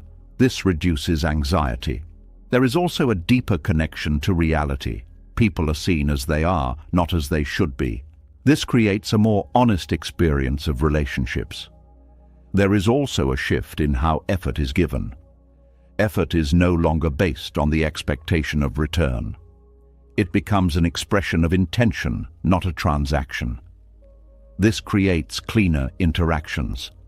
There is also a sense of ease that begins to grow. Ease that comes from not holding others to impossible standards. Ease that comes from allowing imperfection to exist. Over time, this becomes natural. The need to correct, to judge, to resent begins to fade. What remains is a quieter, more stable way of relating, a way that does not depend on others being complete, a way that allows for connection without pressure. And within this way of being, something important becomes clear. Peace is not found in perfect people. It is found in the ability to remain open, even when people are imperfect. This realization changes the way relationships are experienced. They become less heavy, less demanding, more free. And in that freedom, something gentle begins to take shape. A connection that does not need perfection to exist. A connection that is steady even in the presence of incompleteness. And as the heart begins to relax around people, no longer demanding perfection, another pattern quietly comes into focus. Even when others are allowed to be incomplete, the mind can still be holding tightly to something else. Not people this time, but outcomes. The way things should unfold, the way situations should resolve, the way the future should take shape. It is a quieter form of holding, but it runs deep, because control often feels like safety. There is a certain tension that lives beneath the surface of daily life. It shows up in planning, in predicting, in trying to stay one step ahead of what might happen next. It feels responsible, even necessary, to think through possibilities, to prepare, to manage. But beneath that effort, there is often something else. Fear. Fear that if things are not controlled, they might fall apart. Fear that uncertainty will lead to discomfort, that unpredictability will create instability. So the mind begins to tighten around outcomes, trying to shape them before they arrive. This tightening creates a sense of fragility, because when control becomes the source of stability, anything outside of that control becomes a threat. Unexpected changes feel larger than they are. Small disruptions carry more weight. The mind becomes sensitive, reactive, easily unsettled. It is not because life is more difficult. It is because the grip is too tight. There is a different way of relating to this. It begins with loosening, not abandoning responsibility, not ignoring what needs to be done, but softening the attachment to how things must turn out.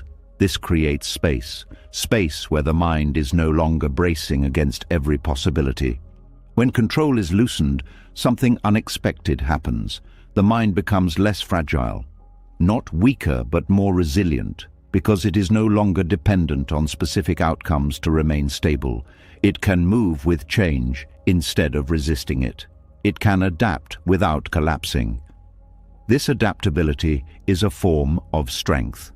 It allows for flexibility, for responsiveness, for a more grounded way of engaging with life. Instead of trying to predict every outcome, there is a willingness to meet whatever arises. This reduces fear, because fear often comes from the unknown, from the inability to control what is coming next. When the need for control is reduced, the unknown becomes less threatening. It is still uncertain, but it is no longer overwhelming. There is also a shift in how planning is approached. Planning does not disappear, but it becomes lighter. It is no longer an attempt to secure certainty, but a way to prepare while remaining open. This creates a balance between action and acceptance. There is also a change in how mistakes are experienced. When control is tight, mistakes feel like failures. They are seen as evidence that something went wrong, that the plan was not followed correctly. This creates pressure. Without that tight control, mistakes are seen differently. They become part of the process. Not something to avoid at all costs, but something that can be learned from without destabilizing the sense of self. This reduces anxiety and supports growth. There is also a deeper layer to this shift. The identity that was built around being in control begins to loosen. The idea that stability comes from managing every detail starts to fade. This creates space for a different kind of stability, one that comes from within, not from external conditions. This internal stability is not rigid. It is flexible, open, responsive. It allows for movement, for change, for uncertainty without creating panic. There is also a reduction in overthinking. Overthinking is often driven by the need to control outcomes. The mind tries to anticipate every possibility, to prepare for every scenario. This creates loops of thought that are difficult to exit. When control is loosened, these loops begin to slow, not because thinking stops, but because the urgency behind it fades. There is less need to solve everything in advance. This creates mental space, space where thoughts can arise and pass without being chased. There is also a shift in how time is experienced. When control is tight, the future carries a lot of weight. It becomes something that must be secured, something that must be shaped in a certain way. This creates pressure. Without that pressure, the present becomes more accessible. Attention returns to what is happening now rather than constantly projecting forward. This increases clarity and reduces stress. There is also a change in how uncertainty is felt. Uncertainty is no longer something to avoid. It becomes something that can be tolerated, even accepted. This creates resilience. Resilience is not about avoiding difficulty. It is about being able to move through it without breaking. Loosening control supports this. Because the mind is not rigid, it can adjust. It can respond to changes without collapsing. There is also a deeper sense of trust that begins to develop. Not blind trust, but a grounded confidence in the ability to handle what arises. This reduces the need to control, because there is an understanding that even if things do not go as planned, they can still be managed. There is also a shift in how effort is experienced. Effort is no longer tied to guaranteed results. It becomes something that is offered without attachment to outcome. This reduces pressure and increases freedom. There is also a reduction in frustration. Frustration often comes from the gap between expectation and reality.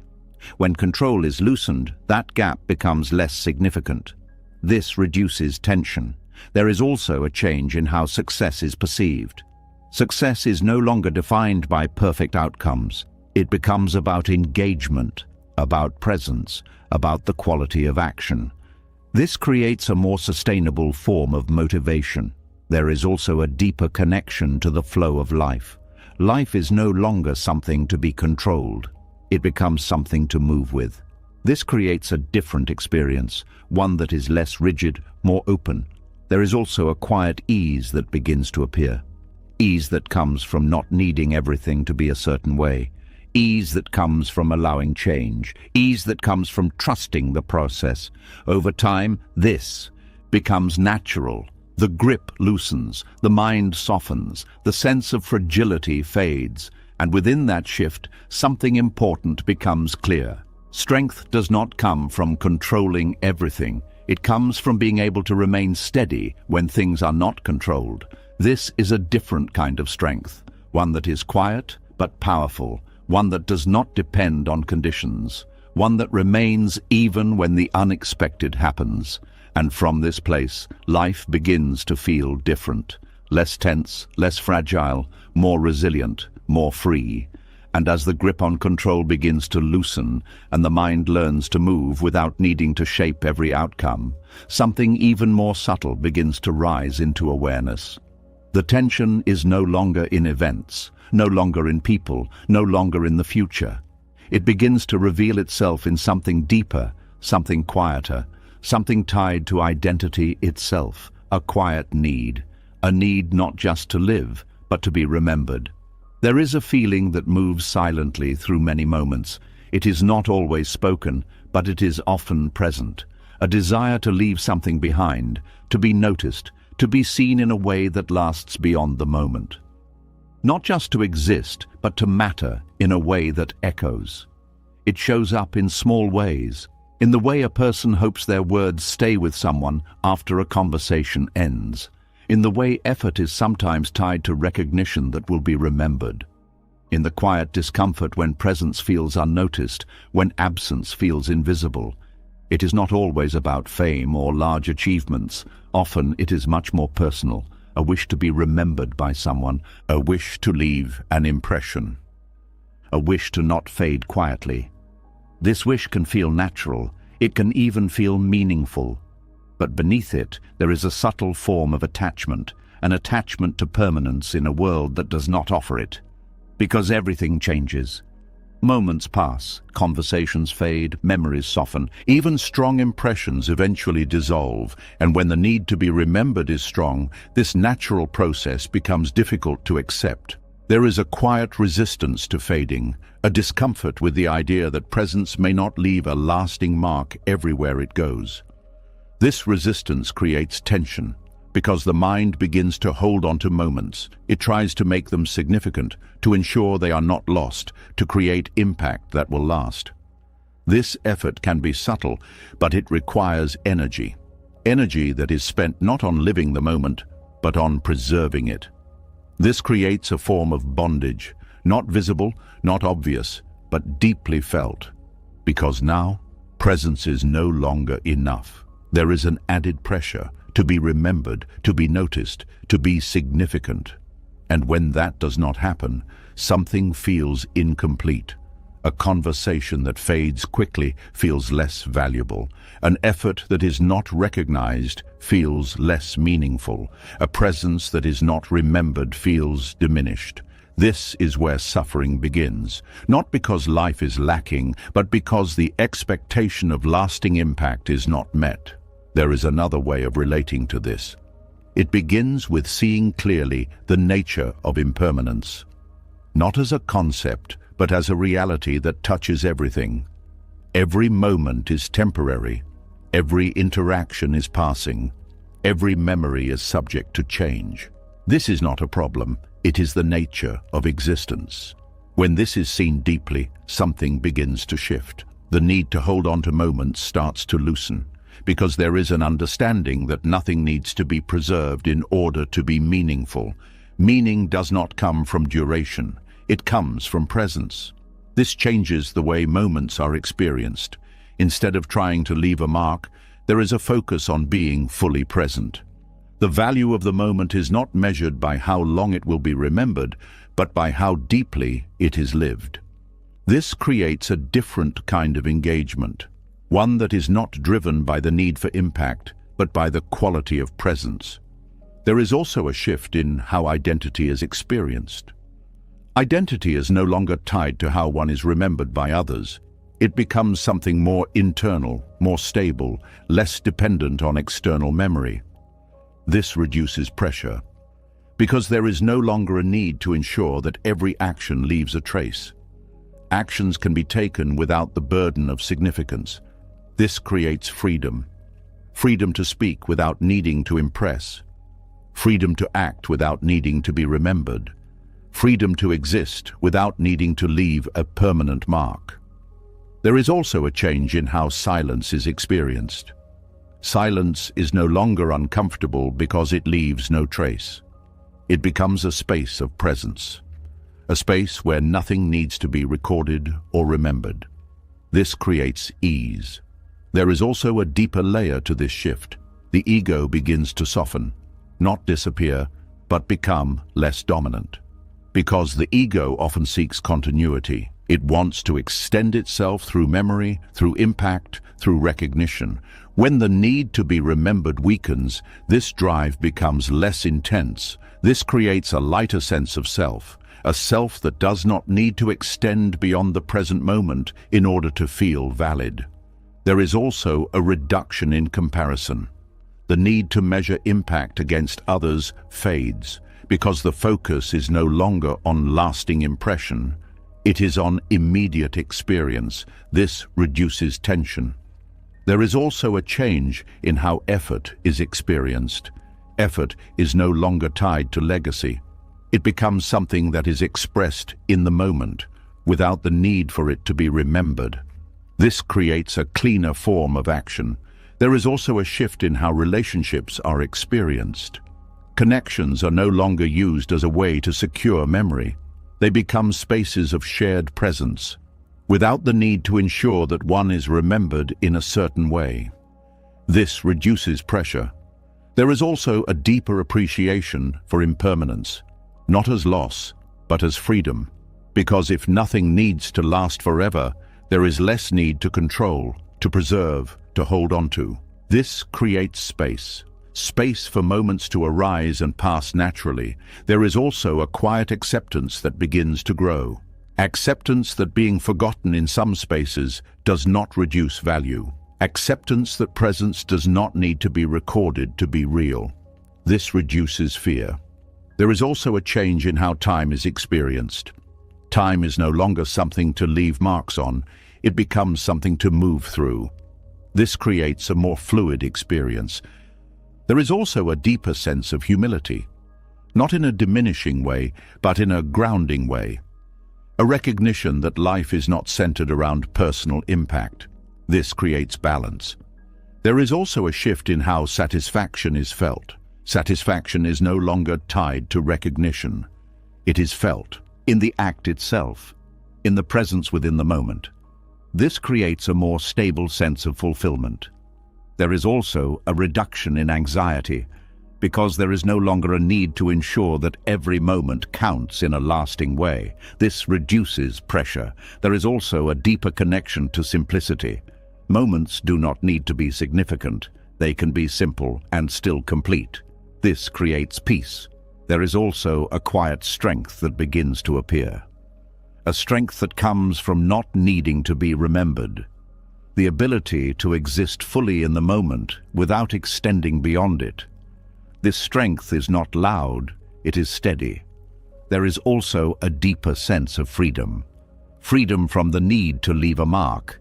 Freedom from the pressure of significance. Freedom to simply be. And within this freedom, something important becomes clear. Life does not need to remember you for it to be meaningful. Moments do not need to last for them to be complete. Presence is enough. And when this is felt deeply, the need to be remembered begins to dissolve. What remains is something lighter, something quieter, something free, a way of living that does not reach beyond the moment, but fully arrives within it. And as the need to be remembered begins to fade, and the weight of leaving a mark in every space quietly dissolves, something even deeper comes into view. The mind no longer reaches into the future to secure significance, but there is still a subtle movement that remains. A quieter search, not for memory this time, but for certainty. A desire to feel safe in what is coming, to know that things will hold, that people will stay, that plans will unfold without disruption. It is not loud, but it is persistent, a silent pull toward emotional guarantees. There is a feeling that often goes unnoticed because it feels reasonable. The desire to know where things are going, to feel secure in relationships, to trust that effort will lead to stable outcomes. It seems natural to want assurance, to want something to hold on to. But beneath this desire, there is a subtle form of tension, because life does not offer guarantees, not in relationships, not in plans, not in routines. Everything carries uncertainty. Everything moves, shifts, changes over time. And when the mind tries to secure certainty from something that is inherently unstable, it creates pressure. This pressure is often mistaken for care. The need to check, to confirm, to seek reassurance. The quiet habit of looking for signs that things are still safe, still intact, still reliable. It can appear as attention, as involvement, as concern, but beneath it there is fear. Fear of loss, fear of change, fear of not knowing what comes next. This fear drives the search for guarantees, and the more the mind searches, the more it becomes aware of how little can actually be secured. This creates a loop. The need for certainty increases, but the ability to find it does not. This is where restlessness begins. Not because life is unstable, but because the mind is trying to force stability where it cannot exist. This creates a constant background tension. There is another way of relating to this. It begins with a quiet acceptance, not of chaos, but of uncertainty. a recognition that not everything can be known in advance, that not every relationship can promise permanence, that not every plan will unfold as expected.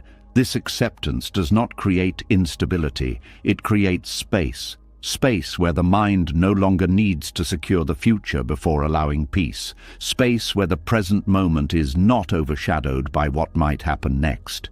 This shift is subtle but powerful, because it removes the need to chase something that cannot be caught. When emotional guarantees are no longer pursued, the mind begins to settle.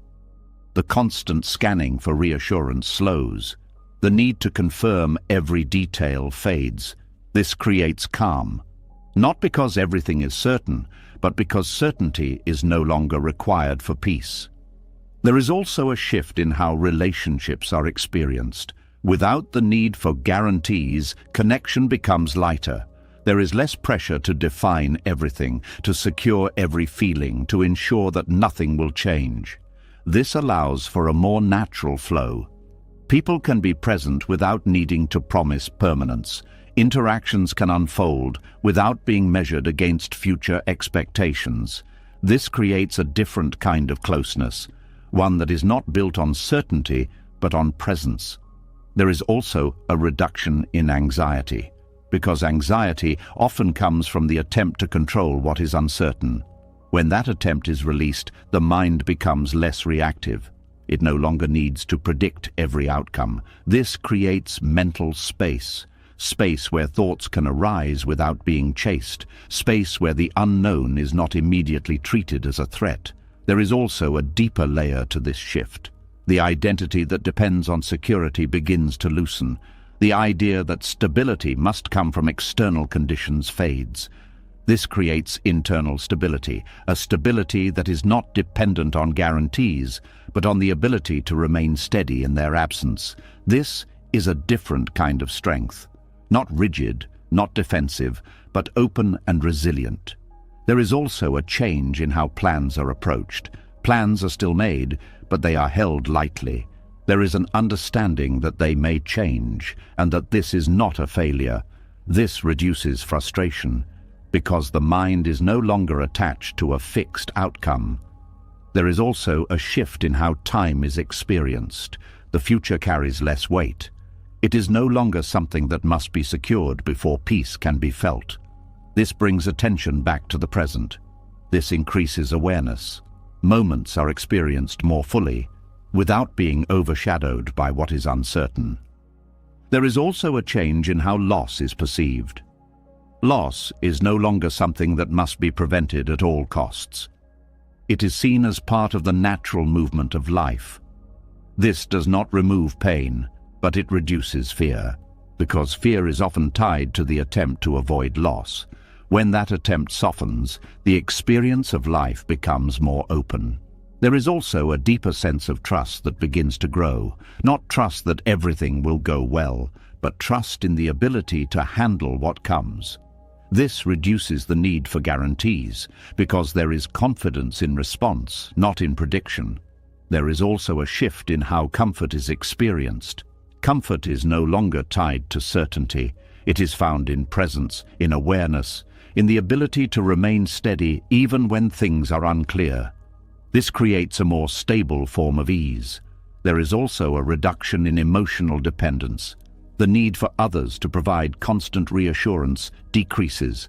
This creates more balanced relationships. Relationships are no longer used as a source of certainty.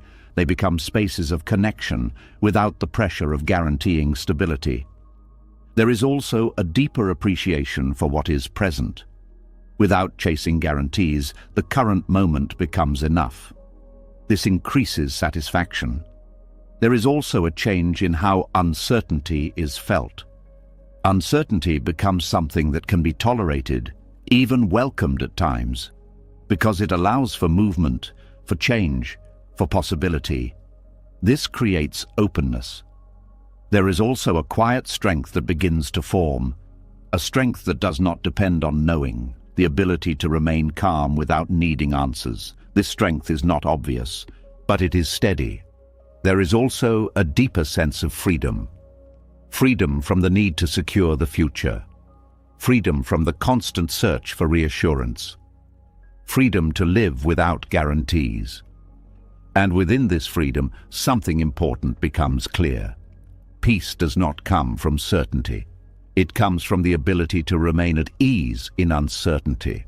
This realization changes the way life is experienced. Moments are no longer measured by how secure they feel. They are experienced as they are. This creates a lighter way of living, less driven by fear, less controlled by expectation, more open, more present, more free. And from this place, peace begins to grow, not slowly, but naturally, because nothing is being chased anymore. And as the need for emotional guarantees begins to loosen, and the mind learns to sit with uncertainty without reaching for reassurance, something deeper begins to rise from within. The future no longer needs to promise safety, but the past still holds a quiet grip. Because even when the mind stops chasing what will happen next, it often turns back toward what has already happened, searching, replaying, trying to complete something that feels unfinished. A question remains, not about the future this time, but about what never fully made sense. There is a kind of pain that does not come from the moment itself, but from the lack of resolution that follows it. Words that were never said, apologies that never came, explanations that were never given. These moments do not end cleanly. They stay open. And because they stay open, the mind keeps returning to them, trying to understand, trying to close the gap, trying to find something that will finally settle the feeling. There is a quiet belief that closure will bring peace, that once the right answer is found, once the right words are heard, once the situation is fully explained, something inside will finally relax. But often, that moment never comes. The person never explains, the apology never arrives, the reason remains unclear, and the mind continues to circle. This is where a different kind of suffering begins, not from the original wound, but from the constant attempt to complete it. The need for closure becomes its own form of attachment. An attachment to resolution, to answers, to something that may not be available. And the more the mind seeks it, the more it feels its absence. This creates tension, a subtle but persistent pull toward the past. A sense that something is unfinished, that something must be resolved before peace can be felt. But there is another way of relating to this. It begins with a quiet shift, a shift from needing closure to allowing incompleteness. Not because the wound no longer matters, but because the expectation of resolution is released. This does not happen instantly. It requires seeing clearly that some things will never be fully explained, that some people will never provide the clarity that is hoped for, that some experiences will remain open-ended. This realization can feel uncomfortable because it removes the possibility of a clean ending. But within that discomfort, something important begins to appear. Freedom. When the need for closure begins to dissolve, the mind no longer needs to return to the same moments repeatedly. The loop begins to weaken, not because the memory disappears, but because the demand for resolution is no longer driving it. This creates space. Space where the wound can exist without being constantly analyzed. Space where the feeling can be acknowledged without needing to be fixed. This changes the way pain is experienced. Pain is no longer tied to a question that must be answered. It becomes something that can be felt directly, without the added pressure of needing to understand it completely. This reduces suffering, because the mind is no longer holding on to the idea that something is missing. There is also a shift in how the past is viewed. The past is no longer something to be corrected. It is something that has already taken its shape. This reduces resistance. There is less argument with what has happened, less need to rewrite it in order to feel at ease. There is also a deeper layer to this shift. The identity that is tied to unresolved pain begins to loosen. The idea that one is defined by what has not been explained starts to fade. This creates space for a different sense of self, one that is not anchored to the need for answers. There is also a change in how forgiveness is experienced. Forgiveness becomes less about receiving something from the other person and more about releasing the need to receive it. This creates independence, because peace is no longer dependent on someone else's action. There is also a reduction in emotional reactivity. When the need for closure is strong, certain memories can trigger intense reactions. Without that need, the intensity begins to soften, not disappear, but become more manageable. There is also a shift in how time is experienced. The past loses some of its hold. Attention returns more easily to the present. This increases presence. There is also a deeper acceptance that begins to grow. Acceptance that not everything will be resolved, that some questions will remain unanswered.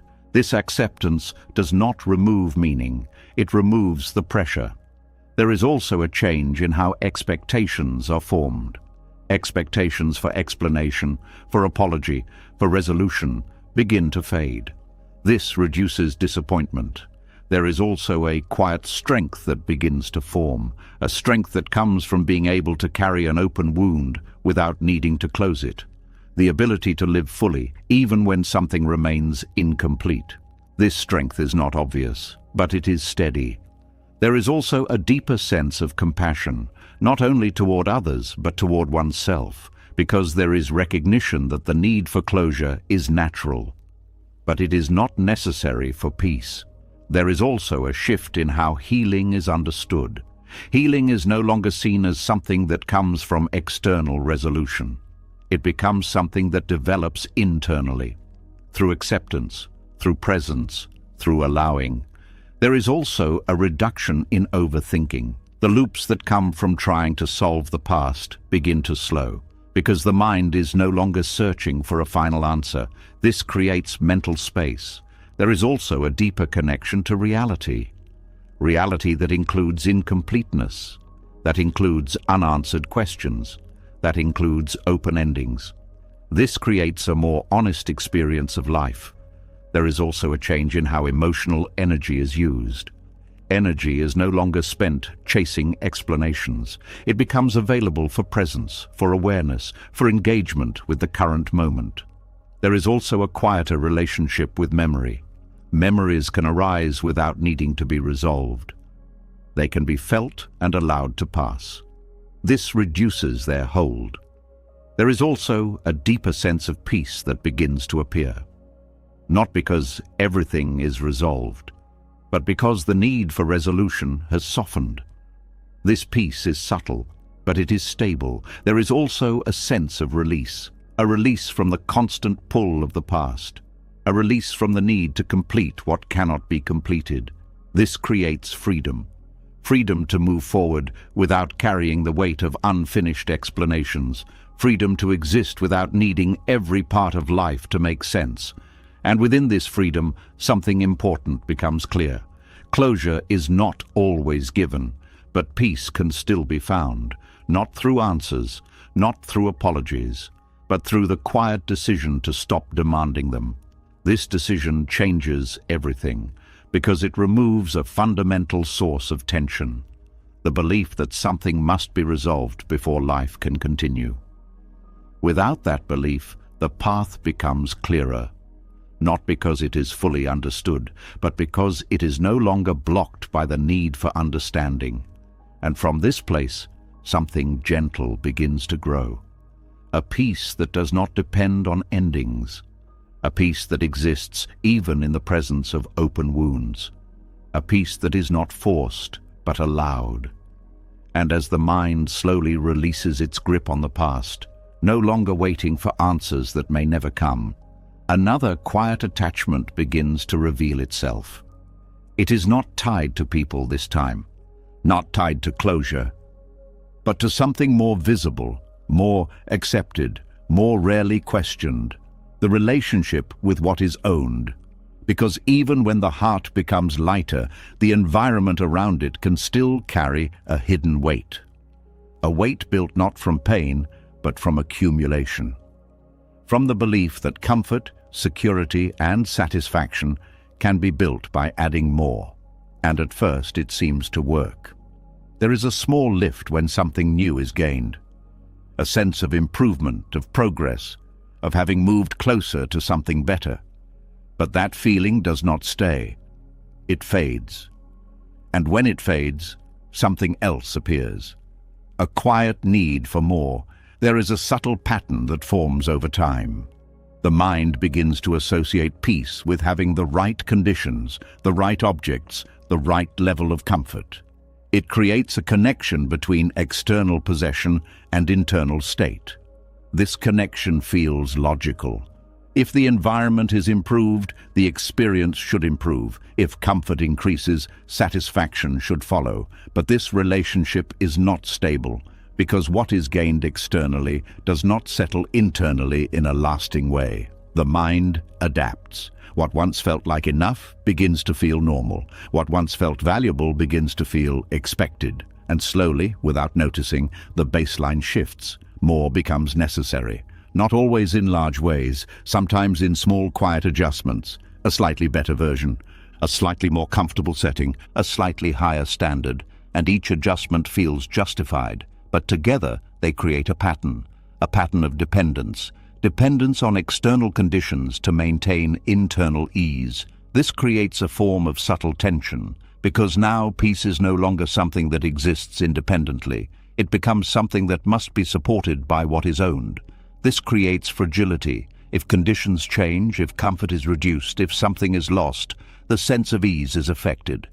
Not because the loss is significant, but because the dependency has been formed. There is another way of relating to this.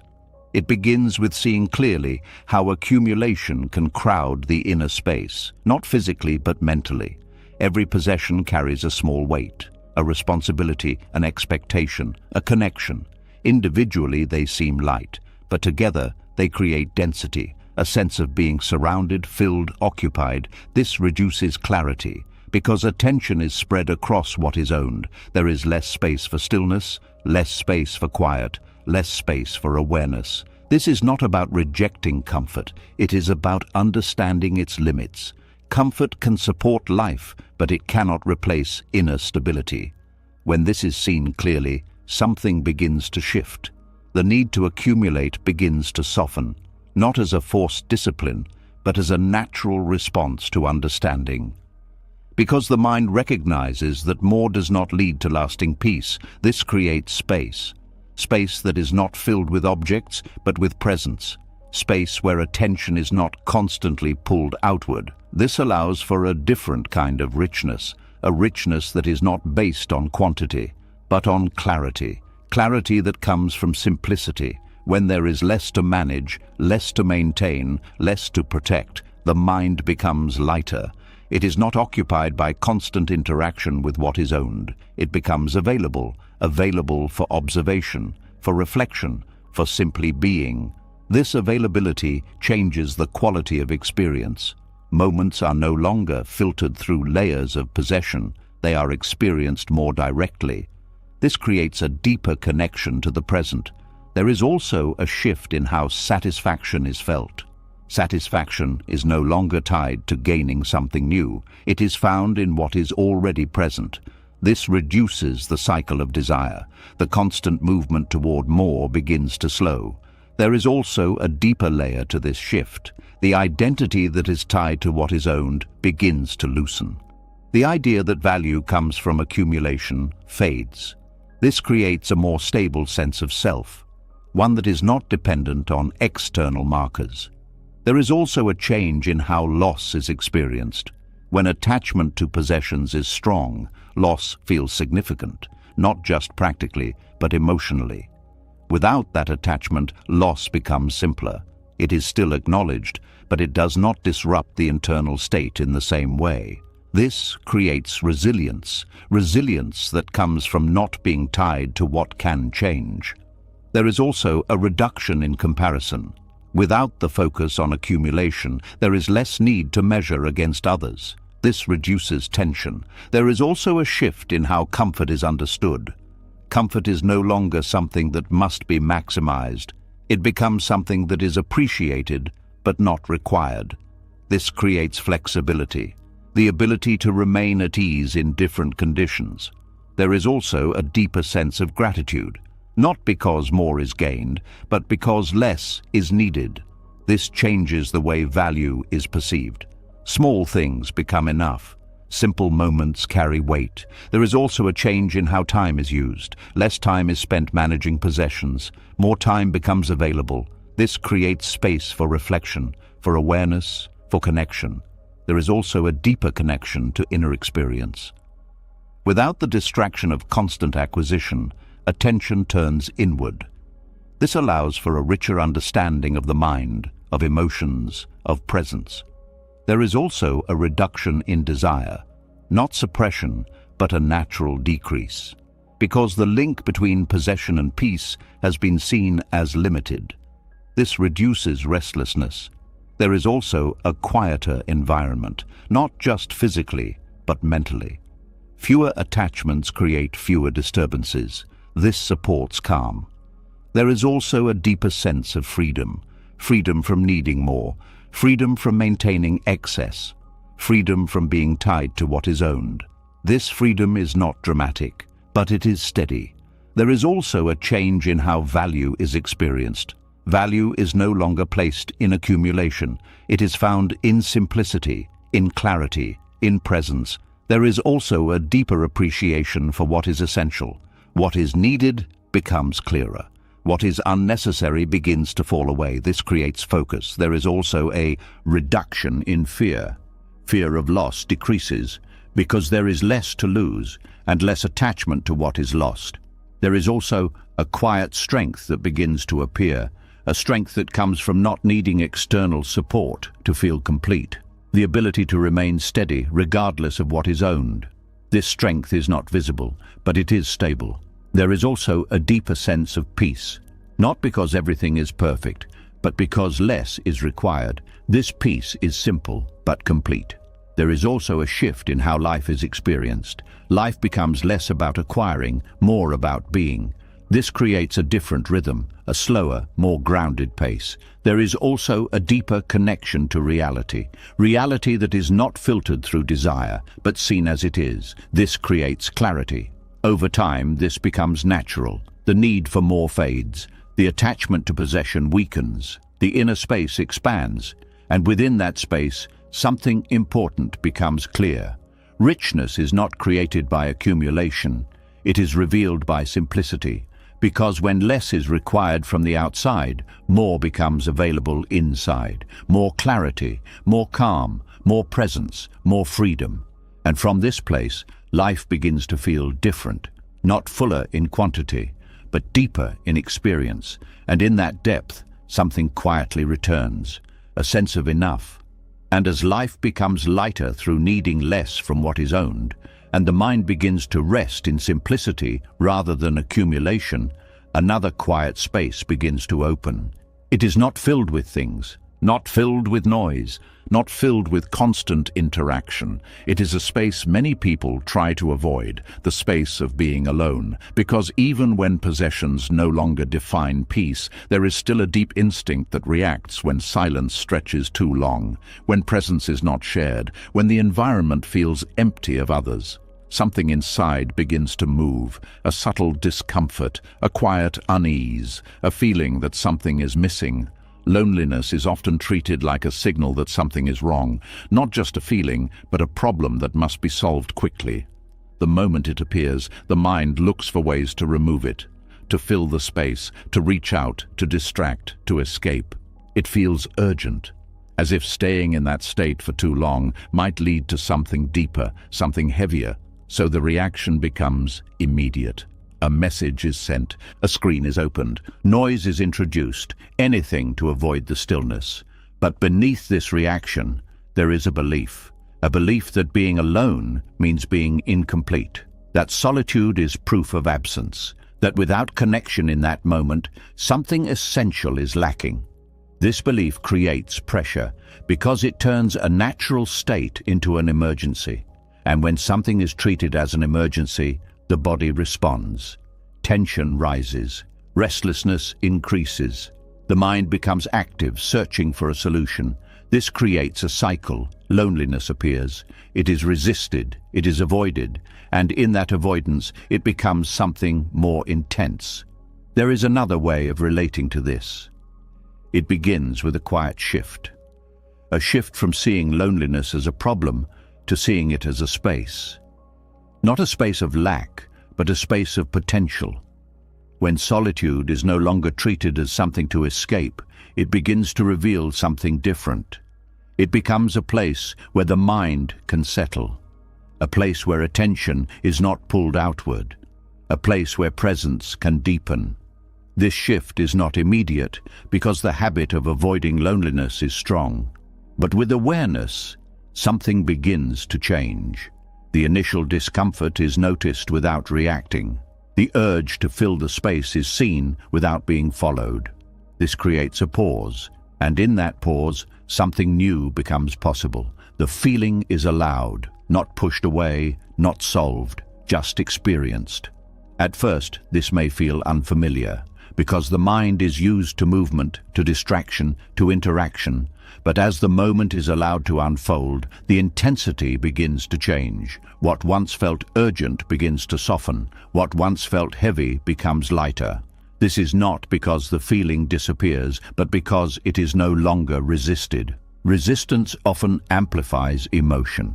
Without it, the experience becomes simpler. Loneliness becomes just a feeling, not a signal of failure, not a sign of absence, just a state that arises and passes. This creates space, space where the mind is not constantly seeking connection to feel complete, space where the self can exist without external reinforcement. This is where something deeper begins to develop, a sense of wholeness, not built from interaction, but from presence, the ability to sit with oneself without discomfort, to exist without needing constant input, to feel complete even in silence. This is a different kind of strength. Not loud, not visible, but steady. There is also a shift in how connection is experienced. When loneliness is no longer treated as an emergency, relationships become lighter. They are no longer used to fill a gap. They become spaces of sharing, not of dependence. This creates healthier connections. Connections that are not driven by need, but by choice. There is also a reduction in anxiety, because the fear of being alone decreases. The mind no longer sees solitude as something to avoid at all costs. This creates calm. There is also a deeper layer to this shift. The identity that is tied to constant connection begins to loosen. The idea that one must always be engaged, always be interacting, always be connected, fades. This creates independence. Not isolation, but the ability to stand alone without feeling incomplete. There is also a change in how time is experienced. Time alone is no longer something to fill, it becomes something to inhabit. This creates a richer experience. There is also a deeper connection to the inner world. Without external distraction, attention turns inward. This allows for observation, for reflection, for understanding. This builds awareness, awareness that is not available when the mind is constantly occupied. There is also a reduction in distraction, because the need to escape loneliness decreases. This creates clarity. There is also a shift in how silence is experienced. Silence is no longer uncomfortable. It becomes a space of rest, a space where nothing needs to be done. This supports calm. There is also a deeper sense of acceptance, acceptance of being alone at times, acceptance that connection is not constant. This reduces resistance. There is also a change in how emotions are processed. Without distraction, emotions are felt more directly. This allows them to move naturally. This reduces build-up. There is also a quiet strength that begins to form, a strength that comes from being able to sit with oneself. The ability to remain steady without external input. This strength is subtle but powerful. There is also a deeper sense of freedom. Freedom from needing constant connection, freedom from the fear of being alone, freedom to exist in silence. There is also a change in how presence is experienced. Presence becomes deeper, more grounded, more complete. There is also a reduction in comparison. The need to measure one's level of connection against others fades. This reduces tension. There is also a deeper appreciation for simple moments, moments that do not involve others, moments that are quiet, still, unshared. These moments become valuable. There is also a shift in how fulfillment is felt. Fulfillment is no longer tied to interaction. It is found in presence. This creates stability. There is also a deeper trust that begins to grow. Trust in the ability to be alone without losing balance. This reduces fear. There is also a change in how connection is approached. Connection becomes something that is entered into from a place of fullness, not from a place of lack. This creates healthier dynamics. There is also a deeper sense of peace, not because loneliness disappears, but because it is no longer resisted. This peace is quiet, but stable. Over time, this becomes natural. The urgency fades, the reaction softens, the space becomes familiar, and within that space, something important becomes clear. Loneliness is not an emergency. It is an invitation to return inward, to sit with oneself, to discover a sense of wholeness that does not depend on others. And when this invitation is accepted, something begins to grow, a quiet completeness, a steady presence, a freedom that does not fear silence. And from this place, life begins to feel different, not more connected, but more whole. And as solitude becomes less threatening and the heart learns to rest in its own presence without rushing outward for completion, another layer quietly begins to unfold. The fear of being alone fades, but something more subtle remains, a quiet need, not just to connect, not just to be seen, but to be seen in a certain way, to be different, to be chosen, to be above the ordinary. It does not always speak loudly, but it shapes many thoughts, many decisions, many emotional reactions. Because even when the mind no longer fears silence, it may still seek distinction. There is a feeling that arises when someone else is noticed more, appreciated more, chosen more. A subtle tightening, not always acknowledged, but present. A question begins to form. Why not me? This question carries weight, not because it seeks understanding, but because it reflects a deeper attachment, an attachment to being special. Being special does not always mean wanting fame or attention in obvious ways. It can be much quieter, a desire to be irreplaceable in someone's life, a wish to be the one person who stands out, a hope that one's presence carries a unique importance. These desires feel natural. They seem to add meaning, to give direction, to create a sense of identity. But beneath them, there is a fragile structure, because when identity is built on being special, it becomes dependent on comparison, and comparison creates instability. Someone else's success becomes a threat. Someone else's recognition feels like a loss. Even in moments of peace, there is a quiet tension, a need to maintain a certain position, to remain distinct, to not fade into the ordinary. This creates pressure, pressure to stand out, pressure to be different, pressure to be more. And when this pressure is not met, something inside begins to feel unsettled. Not because anything is wrong, but because the identity being held is fragile. It requires constant reinforcement.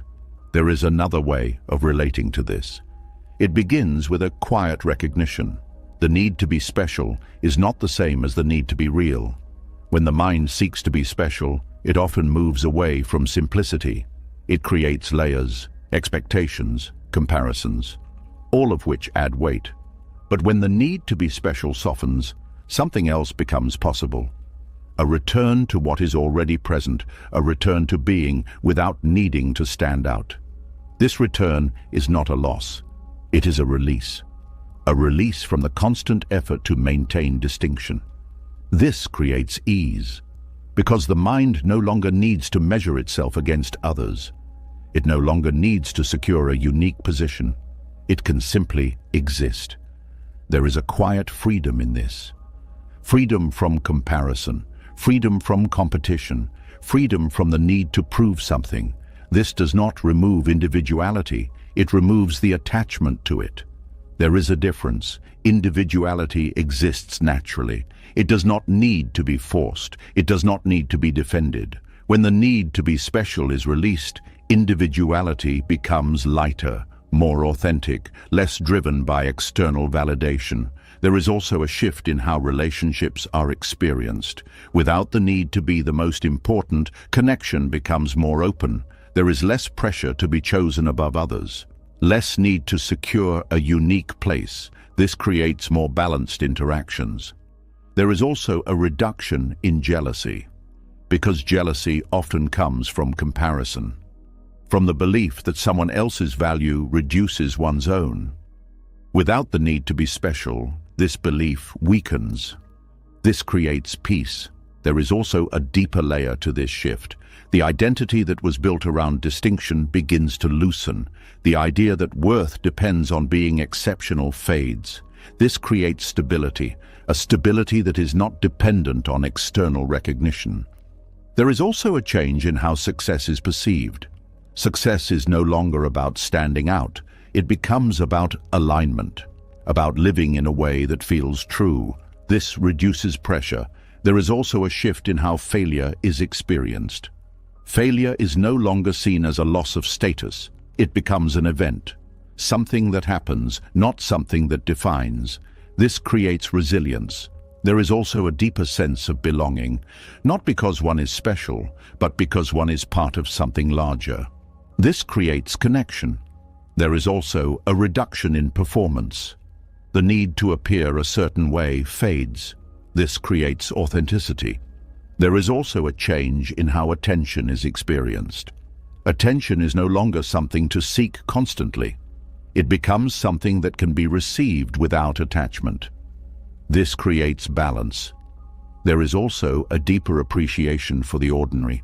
Moments that are simple, quiet, unremarkable. These moments become enough. This creates contentment. There is also a shift in how identity is experienced. Identity becomes less fixed, less tied to labels, more fluid. This creates openness. There is also a reduction in fear. Fear of being overlooked, fear of not being chosen. These fears weaken. There is also a deeper sense of peace, not because one is recognized, but because recognition is no longer required. This peace is steady. There is also a quiet strength that begins to form, a strength that comes from not needing to stand out, the ability to exist without comparison. This strength is subtle but stable. There is also a deeper connection to reality, reality that includes both uniqueness and sameness. This creates balance.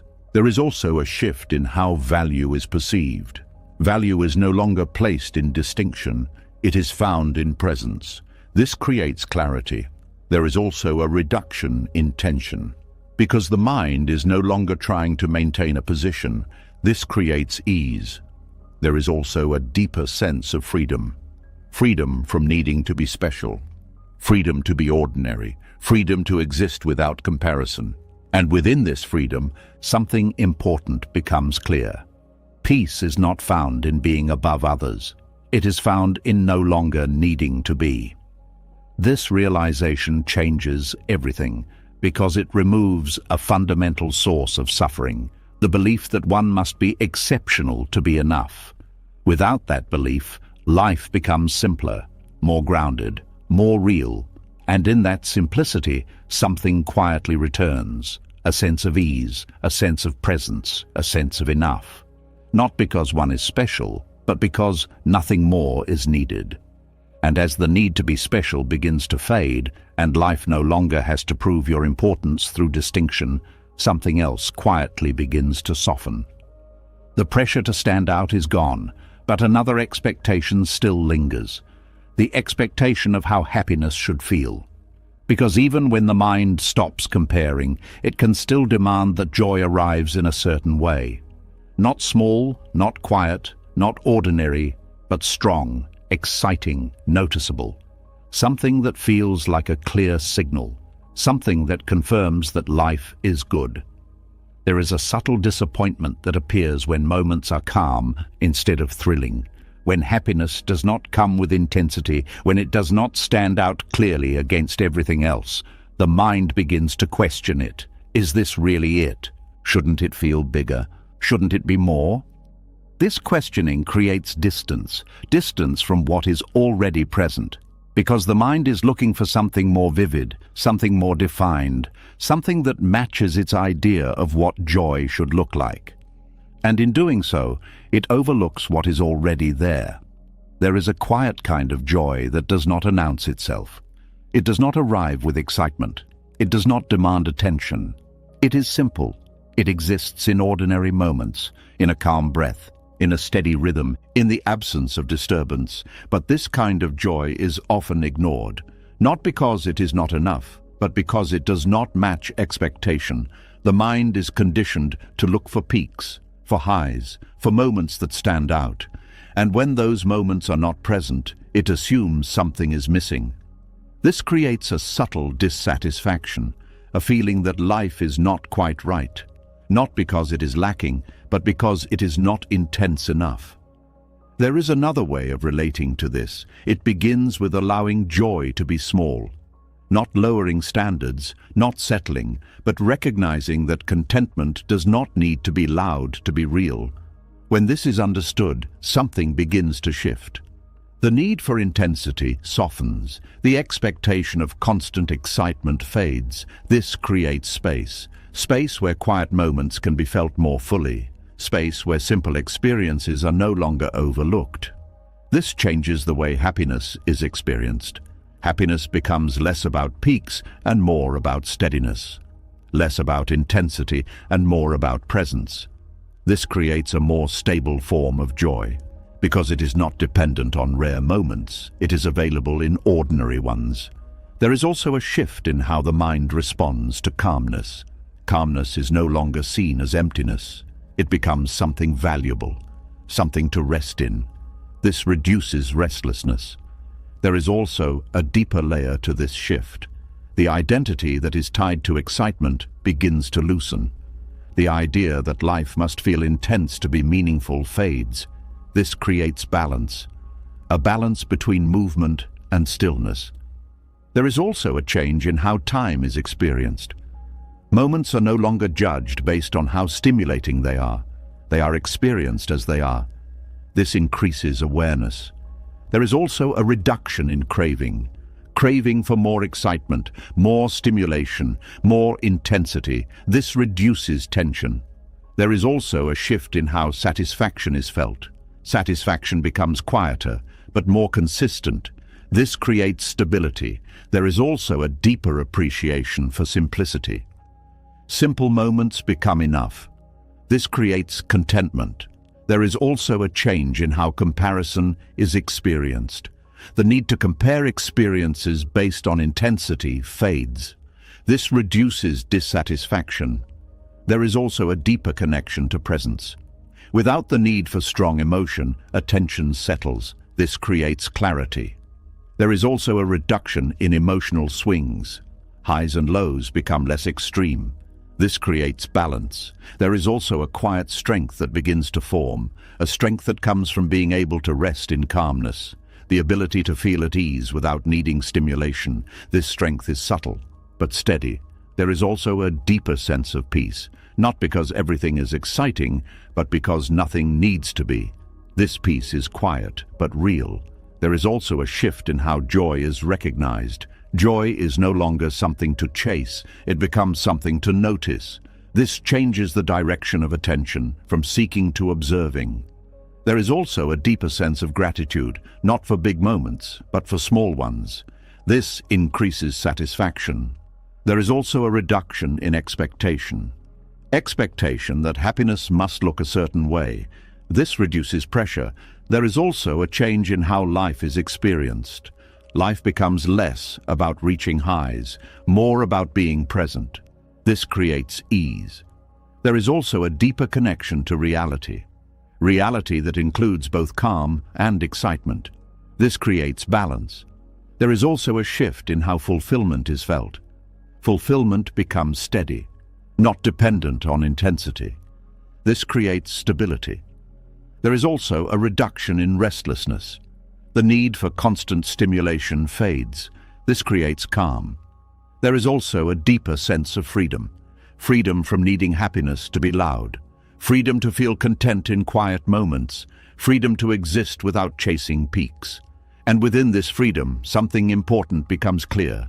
Joy does not need to be intense to be real.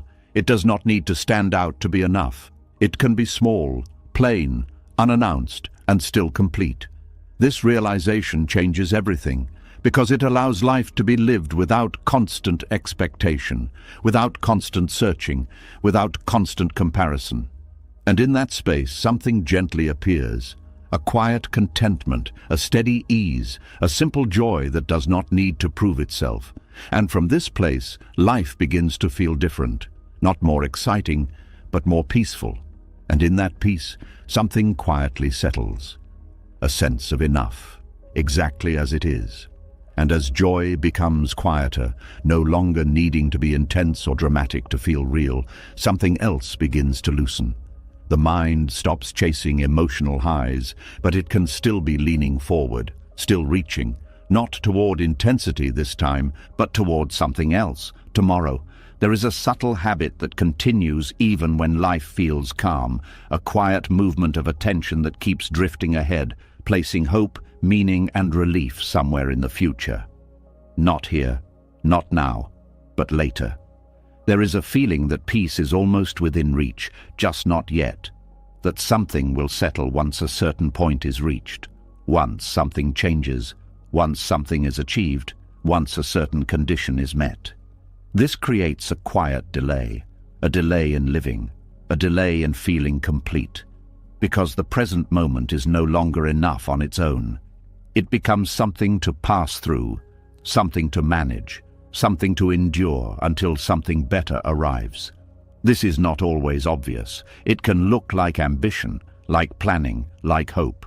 But beneath it, there is often a deeper pattern, a belief that the future holds what the present cannot provide. This belief creates distance from the moment that is already here, and in that distance, something begins to fade, the sense of presence, the ability to fully experience what is happening now. Because attention is always partially elsewhere, always leaning forward. This creates a subtle dissatisfaction, not because the present is lacking, but because it is being compared to what has not yet arrived. There is another way of relating to this. It begins with a quiet shift. A shift from placing everything in the future to allowing the present to carry its own weight. Not rejecting ambition, not abandoning goals, but releasing the idea that fulfillment depends on reaching them. When this shift begins, something changes. The future loses some of its grip. It is still there, still part of life, but it is no longer carrying the entire burden of hope. This creates space. Space where the present moment can be felt more fully. Space where life is not constantly postponed. There is a subtle form of postponement that happens when the mind is always focused on what comes next. The current moment becomes secondary, something to move through rather than something to live in. This reduces the richness of experience, because the present is where life actually happens, not in the future, not in what is imagined, but in what is directly here. When attention returns to this, something begins to deepen. Simple moments become more vivid, more complete, because they are no longer overshadowed by what is expected later. There is also a shift in how ambition is experienced. Ambition becomes lighter. It is no longer driven by the need to escape the present. It becomes something that exists alongside presence. This creates balance. There is also a reduction in anxiety, because anxiety often comes from trying to control what has not yet happened. When the future is no longer the source of security, the need to manage it decreases. This creates calm. There is also a deeper layer to this shift. The identity that is tied to future achievement begins to loosen. The idea that worth depends on what will be accomplished fades. This creates stability. A stability that is not dependent on reaching a certain point. There is also a change in how time is experienced. Time feels less rushed, less pressured, because there is no longer a need to get somewhere in order to feel complete. This creates ease. There is also a shift in how hope is understood. Hope is no longer something that pulls attention away from the present. It becomes something that exists gently, without creating tension. This creates openness. There is also a reduction in dissatisfaction, because dissatisfaction often comes from comparing the present to the future. Without that comparison, the present becomes enough. This increases contentment. There is also a deeper connection to reality that exists now, not in projection, not in imagination, but in direct experience. This creates clarity. There is also a change in how decisions are made. Decisions are no longer driven solely by future outcomes. They are guided by what feels aligned in the present. This creates authenticity. There is also a deeper sense of trust that life does not need to be fully planned to be lived well. This reduces pressure. There is also a shift in how waiting is experienced. Waiting is no longer empty. It becomes part of life. This reduces restlessness. There is also a reduction in overthinking, because the mind is not constantly projecting forward. This creates mental space. There is also a deeper appreciation for small moments that would otherwise be overlooked. This increases satisfaction. There is also a change in how fulfillment is felt. Fulfillment is no longer delayed. It is found in the present. This creates stability.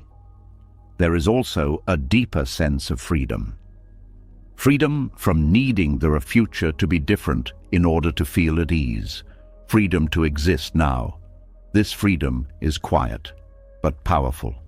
There is also a shift in how effort is experienced. Effort becomes something that is given in the present, not something that is only valuable if it leads to a future result. This creates meaning. There is also a deeper sense of peace, not because everything is resolved, but because nothing is being postponed. This peace is steady. There is also a reduction in fear. Fear of what might happen decreases, because attention is not focused there. This creates calm. There is also a deeper connection to presence that is not interrupted by constant projection. This creates awareness. There is also a shift in how life is experienced. Life becomes less about reaching a destination, more about being within the journey. This creates richness. There is also a deeper sense of enough in this moment, without needing something more. This creates contentment. Over time, this becomes natural. The pull toward the future weakens. The present becomes more vivid. The sense of postponement fades. And within this shift, something important becomes clear. Peace does not come from what is ahead. It comes from what is already here. This realization changes everything, because it removes the idea that life will begin later. Without that idea, life begins now, fully, directly, without delay. And in that beginning, something quietly returns, a sense of presence, a sense of completeness, a sense of being here, not waiting, not reaching, but living, exactly where you are. And as life begins to return to the present, no longer postponed into some imagined future, something else quietly begins to settle. The mind is no longer reaching forward, but it can still be turning backward in a different way. Not searching for meaning this time, not waiting for closure, but searching for something else, an explanation. There is a particular kind of pain that does not stay in the moment it was created. It lingers, not because of what happened, but because of what was never clarified. A word spoken without care, a distance that appeared without warning, a change that was never explained. And after the moment passes, something inside keeps asking, why did this happen? What did I do? What were they thinking? These questions feel natural, they feel necessary, because the mind believes that if the right answer is found, something will finally make sense, something will settle. But often, the answer never comes. Or if it does, it is incomplete, unclear, inconsistent, and the mind continues to search. This search becomes a loop, a quiet but persistent return to the same questions, the same moments, the same attempt to understand what may never be explained clearly. This creates tension, not just from the memory of what happened, but from the ongoing effort to resolve it. because the mind is trying to complete something that may not be complete. There is a belief beneath this effort, a belief that understanding will bring peace, that once the reason is known, the feeling will soften. But this is not always true, because sometimes the explanation is not enough, and sometimes it is not honest, and sometimes it is never given. When peace depends on receiving that explanation, it becomes fragile. It becomes tied to something outside of control. There is another way of relating to this. It begins with a quiet shift. A shift from needing to understand everything to allowing some things to remain unclear. Not because clarity is not valuable, but because it is not always available.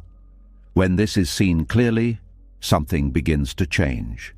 The urgency to know begins to soften. The need to chase answers begins to fade. This does not remove the pain, but it removes the added layer of searching. This creates space.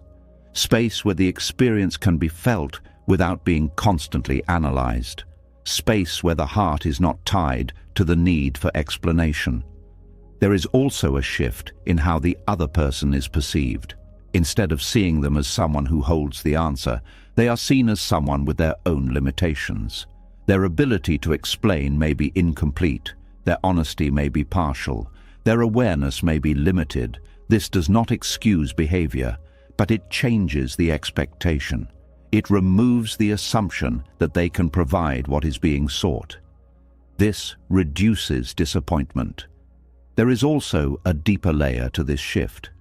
The identity that depends on understanding begins to loosen. The idea that peace requires a clear explanation starts to fade. This creates independence, a form of emotional independence, where the heart does not rely on others to make sense of what it feels. There is also a change in how pain is experienced. Pain is no longer tied to a question. It becomes something that can be felt directly, without needing to be solved. This reduces its intensity. There is also a shift in how time is experienced. The past loses some of its hold, because the mind is no longer returning to it for answers. This brings attention back to the present. There is also a reduction in overthinking, because overthinking often comes from trying to understand what cannot be fully explained. When that effort stops, the mind becomes quieter. There is also a deeper sense of acceptance. Acceptance that not everything will be explained, that some actions will remain unclear. This reduces resistance. There is also a change in how forgiveness is experienced. Forgiveness becomes less about receiving an explanation and more about releasing the need for one. This creates freedom. There is also a shift in how trust is understood. Trust is no longer based on others being fully transparent. It becomes something that is felt internally. This creates stability. There is also a reduction in emotional dependency. The need for others to provide clarity decreases. This creates balance. There is also a deeper sense of clarity that comes from within, not from explanation, but from awareness, from observing the experience directly. This creates understanding that does not rely on external input. There is also a change in how boundaries are set. Boundaries become clearer because they are not based on waiting for explanation. They are based on what is felt. This creates strength. There is also a deeper sense of self-trust. Trust in one's own perception, one's own experience. This reduces doubt. There is also a quiet strength that begins to form, a strength that comes from not needing answers to move forward, the ability to continue without complete understanding. This strength is not loud, but it is steady. There is also a deeper sense of peace, not because everything is explained, but because nothing needs to be. This peace is subtle, but real. There is also a shift in how relationships are experienced. Relationships are no longer used to provide constant clarity. They become spaces of interaction without the pressure of explanation. This creates ease. There is also a deeper connection to reality. Reality that includes uncertainty. That includes incomplete understanding. This creates balance. There is also a reduction in frustration, because frustration often comes from unmet expectations. When the expectation for explanation is released, frustration decreases. There is also a deeper sense of freedom. Freedom from needing to know everything. Freedom from chasing answers. Freedom to move forward without complete clarity. And within this freedom, something important becomes clear. Peace does not come from understanding every action. It comes from not needing to. This realization changes everything because it removes a hidden source of tension, the belief that explanation is required for healing. Without that belief, the heart becomes lighter, not because the past is different, but because the need to explain it has softened. And from this place, something quietly returns, a sense of calm, a sense of clarity, a sense of being able to move forward without needing every piece to fit, without needing every question to be answered, just allowing what is and continuing. And as the heart begins to release the need for explanations, no longer chasing answers from those who may never offer them, something else quietly begins to settle. The mind is no longer circling the past in search of clarity, and in that stillness, another layer becomes visible. Not a wound this time, not a question, but a kind of noise, a constant, subtle noise that fills the inner space. It comes from many places at once, from thoughts that do not stop, from emotions that are held too tightly, from desires that keep multiplying, from distractions that never seem to end. And because this noise is always present, it begins to feel normal. But beneath it, there is a quiet exhaustion. There is a feeling of being full, but not satisfied. Busy, but not at peace. Surrounded, but not settled. This is where something important begins to reveal itself. The weight is not coming from lack. It is coming from excess. There is a belief that more creates a better life.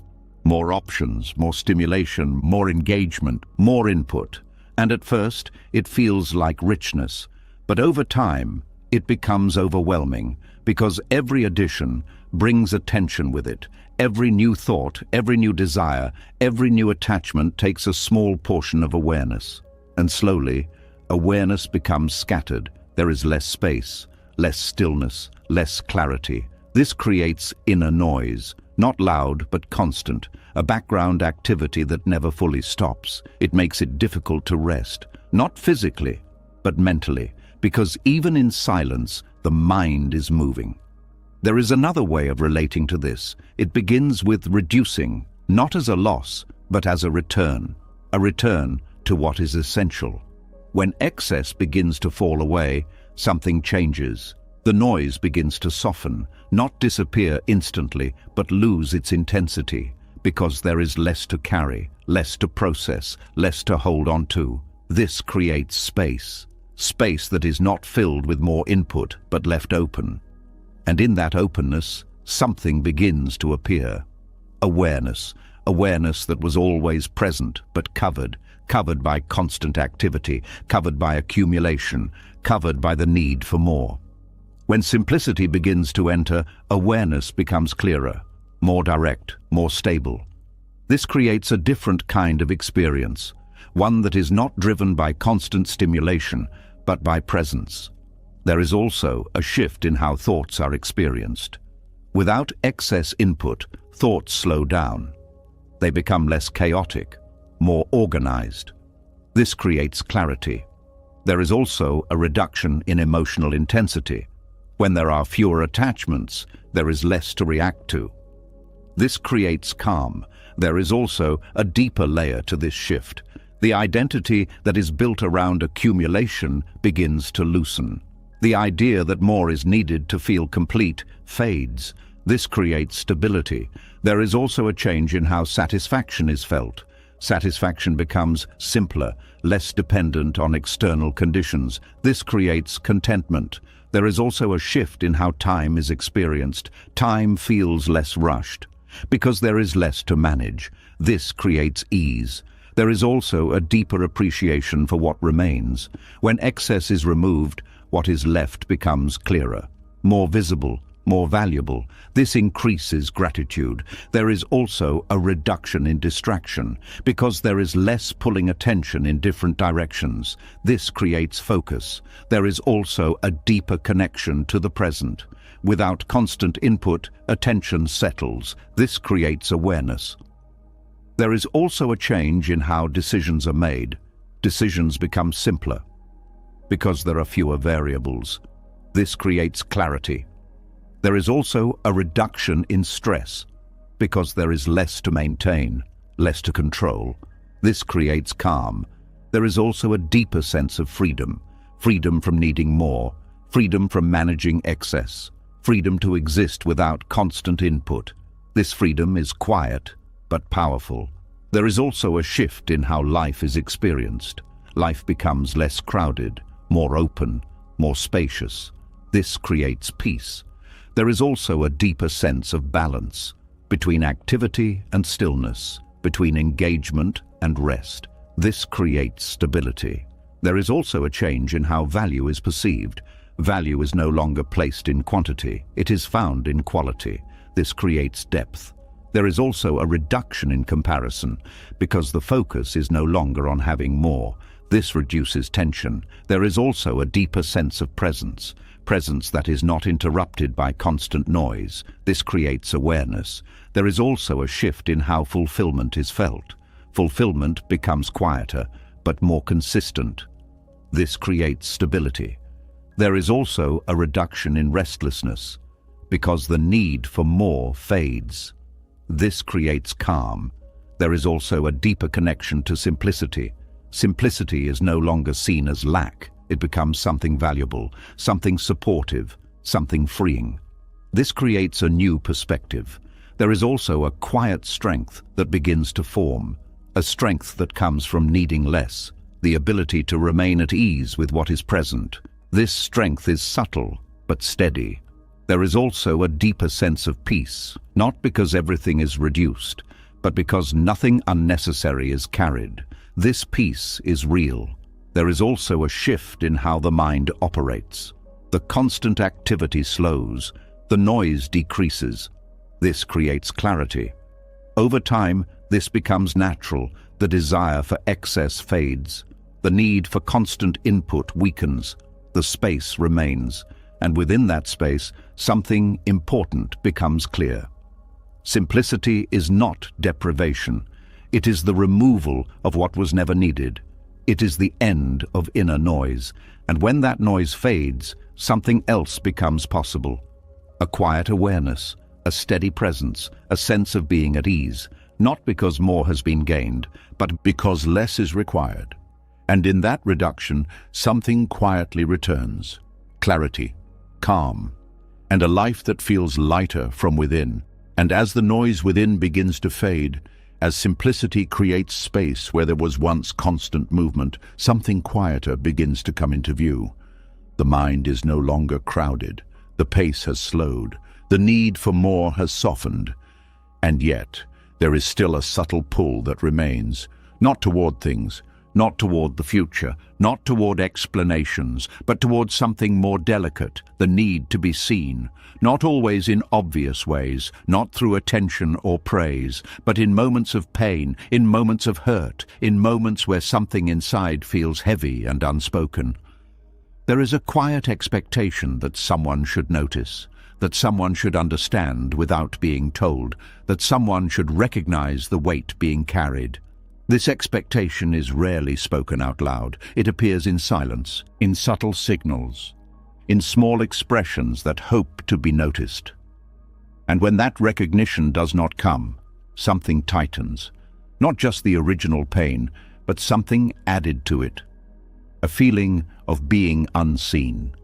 A feeling that the experience is not fully acknowledged. This creates a second layer of suffering. The first layer is the wound itself. The second layer is the need for it to be seen.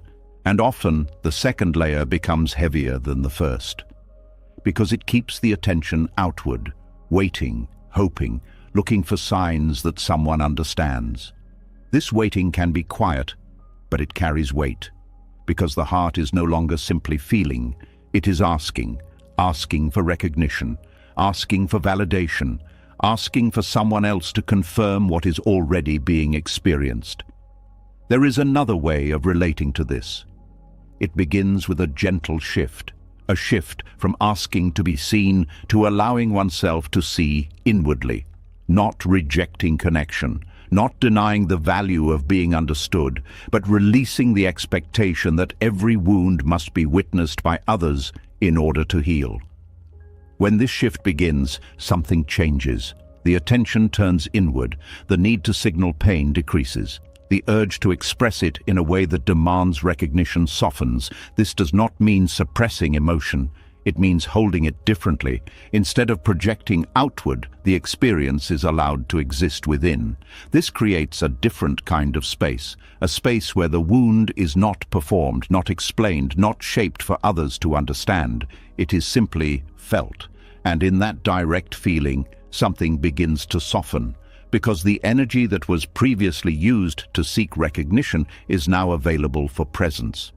Presence with the feeling itself. There is also a shift in how pain is experienced. Pain is no longer tied to the response of others. It becomes something that can move on its own, without needing to be confirmed. This reduces its weight. There is also a deeper layer to this shift. The identity that is built around being seen in suffering begins to loosen. The idea that one must be recognized in order to feel valid fades. This creates independence, a form of emotional independence, where the heart does not rely on external acknowledgement to process its experience. There is also a change in how relationships are experienced. Without the need to be seen in every pain, interactions become lighter. There is less pressure on others to respond perfectly, less expectation for them to understand everything. This creates ease. There is also a reduction in disappointment, because disappointment often comes from unmet expectations. When the expectation to be seen is released, disappointment decreases. There is also a deeper sense of self-compassion that begins to grow. Instead of waiting for others to recognize pain, there is a willingness to acknowledge it internally. This creates warmth, a quiet kindness toward oneself. There is also a shift in how expression is approached. Expression becomes more authentic, not driven by the need for recognition, but by the desire to share when it feels natural. This creates honesty. There is also a deeper connection to the inner world. Without constant outward attention, awareness turns inward. This allows for deeper understanding. There is also a reduction in emotional dependency. The need for others to validate feelings decreases. This creates stability. There is also a change in how silence is experienced. Silence is no longer filled with the expectation of being noticed. It becomes a space where feelings can exist without pressure. This creates calm. There is also a deeper sense of acceptance. Acceptance that not every experience will be seen by others. This reduces resistance. There is also a shift in how healing is understood. Healing is no longer something that depends on external response. It becomes something that develops internally, through presence, through awareness, through compassion. There is also a reduction in comparison. The need to measure one's pain against others' recognition fades. This reduces tension. There is also a deeper appreciation for quiet moments, moments where nothing is shared, nothing is explained, nothing is seen externally. These moments become valuable. There is also a shift in how attention is used. Attention is no longer directed outward in search of validation. It becomes focused inward. This creates clarity. There is also a deeper sense of peace that begins to appear. Not because pain disappears, but because it is no longer tied to being seen. This peace is subtle, but steady. There is also a change in how connection is experienced. Connection becomes something that is chosen, not something that is needed to process every feeling. This creates balance. There is also a deeper sense of freedom. Freedom from needing to be recognized in every moment of pain. Freedom to experience without external confirmation. Freedom to heal quietly. And within this freedom, something important becomes clear. Not every wound needs an audience. Not every pain needs to be seen to be real. Some healing begins in silence, in inward attention, in self-compassion. This realization changes everything, because it removes a hidden source of suffering. The belief that pain must be witnessed to be valid. Without that belief, the heart becomes lighter. Not because the pain is gone, but because it is no longer being carried outward. And from this place, something gentle begins to grow. A quiet understanding, a steady compassion, a way of holding pain that does not depend on others. And in that way, something quietly settles, a peace that does not need to be seen, a peace that simply exists.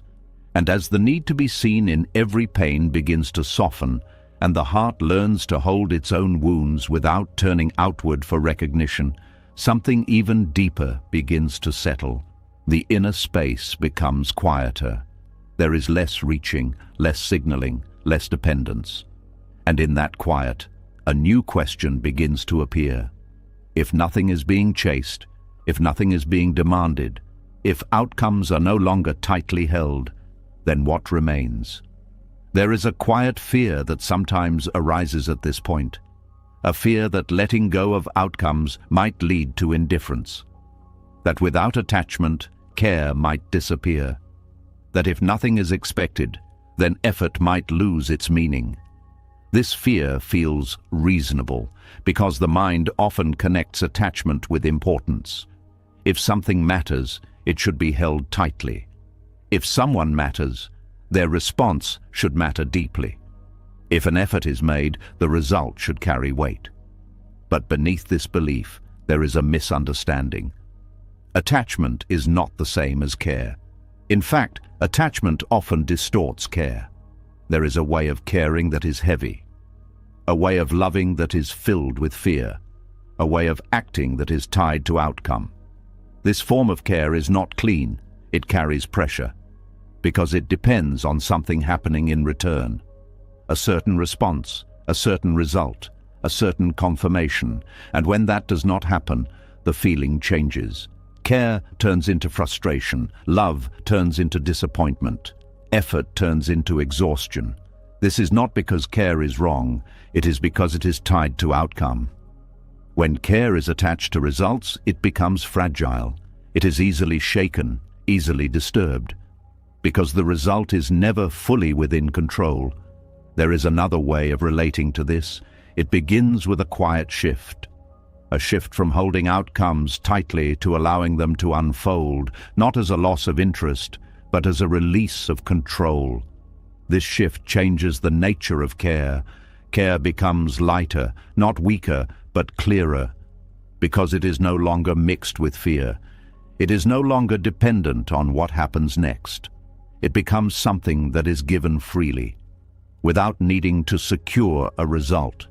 This creates a different kind of connection, one that is not driven by expectation, but by presence. When someone is cared for without needing them to respond in a certain way, the interaction becomes more open, more genuine, more stable, because it is not built on a condition. There is also a shift in how effort is experienced. Effort is no longer measured by outcome. It becomes something that is expressed fully in the moment. This creates satisfaction because the value is in the act itself, not in what it produces. There is also a deeper layer to this shift. The identity that is tied to results begins to loosen. The idea that success defines worth fades. This creates stability, a stability that is not dependent on achievement. There is also a change in how failure is experienced. Failure is no longer seen as a loss of value. It becomes an event, a moment, something that happens but does not define. This reduces fear, because fear often comes from the possibility of failure. When outcomes are not held tightly, this fear decreases. There is also a shift in how compassion is felt. Compassion becomes deeper because it is no longer conditional. It does not depend on someone responding in a certain way. It does not require a specific outcome. It exists on its own. This creates warmth, a steady, open form of care that is not easily shaken. There is also a reduction in emotional volatility. Without attachment to results, reactions become less intense. This creates calm. There is also a deeper sense of presence. Because attention is no longer split between the moment and the outcome, this creates clarity. There is also a change in how relationships are experienced. Relationships become less transactional, less dependent on exchange. This creates authenticity. There is also a deeper appreciation for the process, not just the result. This increases engagement. There is also a reduction in pressure, because the need to achieve a certain outcome decreases. This creates ease. There is also a deeper sense of trust. Trust in the unfolding of events, trust in the ability to respond. This reduces anxiety. There is also a shift in how control is perceived. Control is no longer the source of security. This creates flexibility. There is also a deeper connection to reality. Reality that is not shaped by expectation. This creates honesty. There is also a change in how motivation is experienced. Motivation becomes internal, not driven by reward. This creates sustainability. There is also a deeper sense of freedom. Freedom to care without fear. Freedom to act without attachment. Freedom to love without condition. This freedom is quiet, but powerful. There is also a shift in how fulfillment is felt. Fulfillment is no longer delayed. It is found in the act itself. This creates contentment. There is also a deeper sense of peace. Not because outcomes are perfect, but because they are not required to be. This peace is steady. There is also a reduction in fear of loss, because attachment to results decreases. This creates resilience. There is also a deeper sense of connection. Connection that is not dependent on outcome. This creates stability. There is also a quiet strength that begins to form, a strength that comes from being able to care deeply without needing control. This strength is subtle, but enduring. There is also a deeper sense of balance between effort and acceptance, between action and letting go. This creates harmony. Over time, this becomes natural. The grip on outcomes loosens. The need for results fades. The act itself becomes enough. And within this shift, something important becomes clear. Detachment does not remove care, it purifies it. It removes fear, it removes pressure, it removes condition. What remains is something clearer, something steadier, something more real, a form of compassion that does not depend on what happens, a form of love that is not tied to outcome, and in that space something quietly deepens, a connection to life that is not fragile, a way of being that is not shaken by results, a peace that exists within action itself. And from this place, life begins to feel different, not less meaningful, but more true, because nothing is being forced and everything is being lived. And as care becomes lighter, no longer tied to outcomes, no longer shaped by fear of what may or may not happen, something even more subtle begins to reveal itself. The grip on results has softened, but there is still a quiet calculation that can remain hidden beneath the surface. Not about outcomes in a large sense, but about return, a silent measuring that happens almost without awareness, a way of giving that is not fully free. Because somewhere beneath the action, there is a question: what will come back? There is a pattern that forms slowly. Kindness is offered, but a part of the mind keeps track. Loyalty is given, but a part of the heart expects the same in return. Care is expressed, but there is a quiet hope that it will be matched. This is not always obvious. It can feel natural, even fair. Because giving and receiving seem connected, balanced, mutual. But when every act of giving carries an expectation of return, something begins to change. Giving becomes conditional, not on the surface, but underneath. There is a hidden agreement, an unspoken contract. And when that contract is not fulfilled, something shifts. The same kindness that felt warm now feels heavy. The same loyalty now feels unappreciated. The same care now feels one-sided. This creates tension, not because the act itself was wrong, but because it was tied to an expectation. This expectation turns generosity into transaction. It adds weight to every interaction, because now every action is being measured, every response is being evaluated, every moment is being compared. This creates a subtle form of suffering, a constant checking, a constant wondering, am I getting back what I give?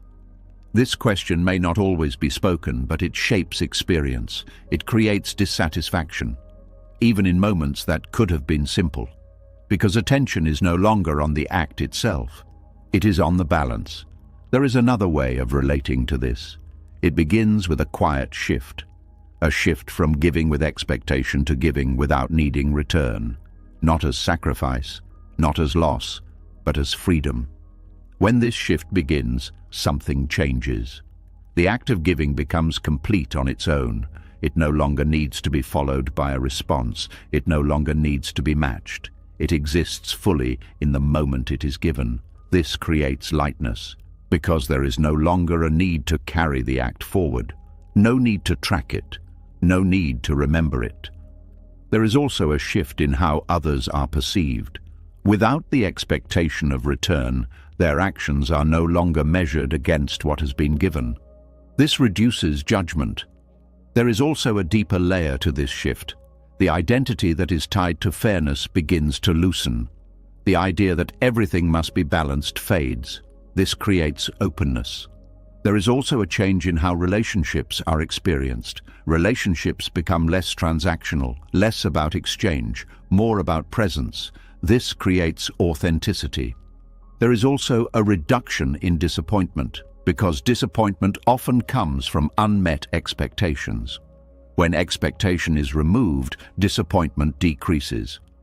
There is also a deeper sense of satisfaction, because satisfaction is no longer dependent on what comes back. It is found in the act itself. This creates stability. There is also a shift in how kindness is felt. Kindness becomes cleaner, not mixed with hidden demands. This creates warmth. There is also a deeper connection to generosity.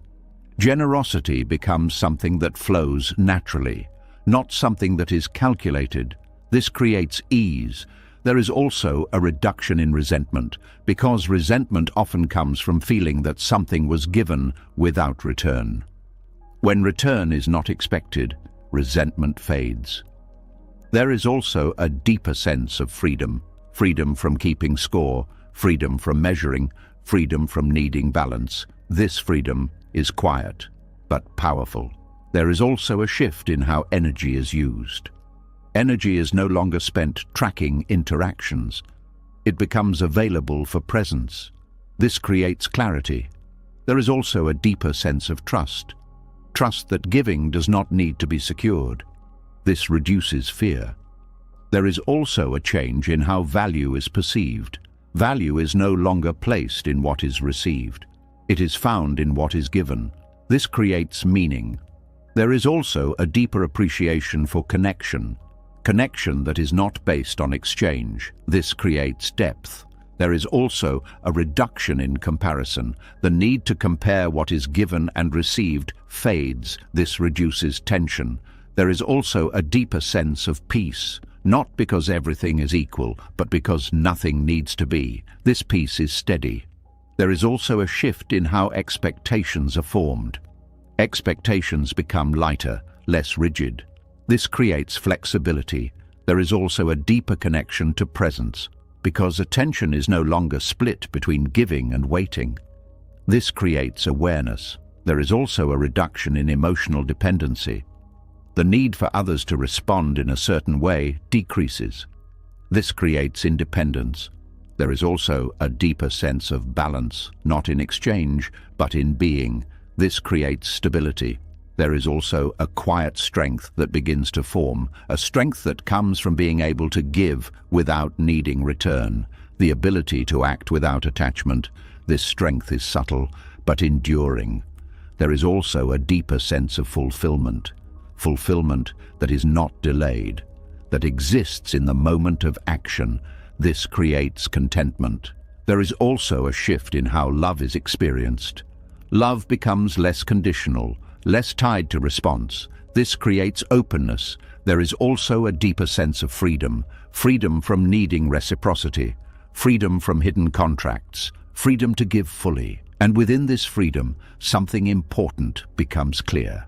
Giving does not need to be balanced to be meaningful. It does not need to return to be complete. It is complete in itself. This realization changes everything because it removes a hidden source of tension, the need for emotional return on investment.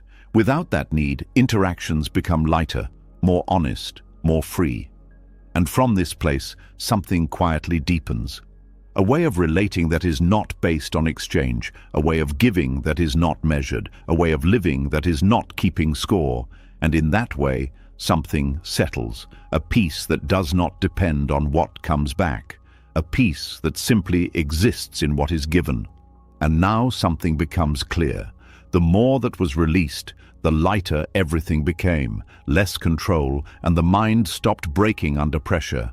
Less need to be understood, and the heart stopped begging for validation. Less demand from love, and connection became cleaner, calmer, real. Less attachment to outcomes, and effort became peaceful instead of fearful. Less need for answers, and the past lost its grip. Less dependence on things, and the inner world became richer.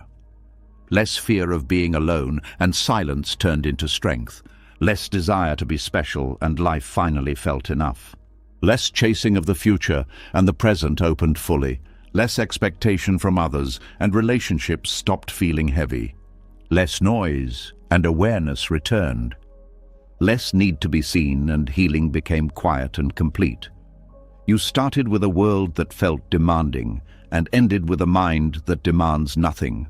That is where real strength lives. Not in controlling everything, not in having everything, but in needing less from everything. Because the less you need, the less life can take from you, and the less life can take from you, the freer you become. So if something inside you felt lighter while listening to this, write in the comments, "I need less." Not for anyone else, just as a quiet reminder to yourself. And if you want more content that helps you think clearly, feel deeply, and live with real inner strength, subscribe to the channel and turn on notifications. Because the next lesson might be the one that changes everything. Take your time, breathe, and carry this with you. You already have enough.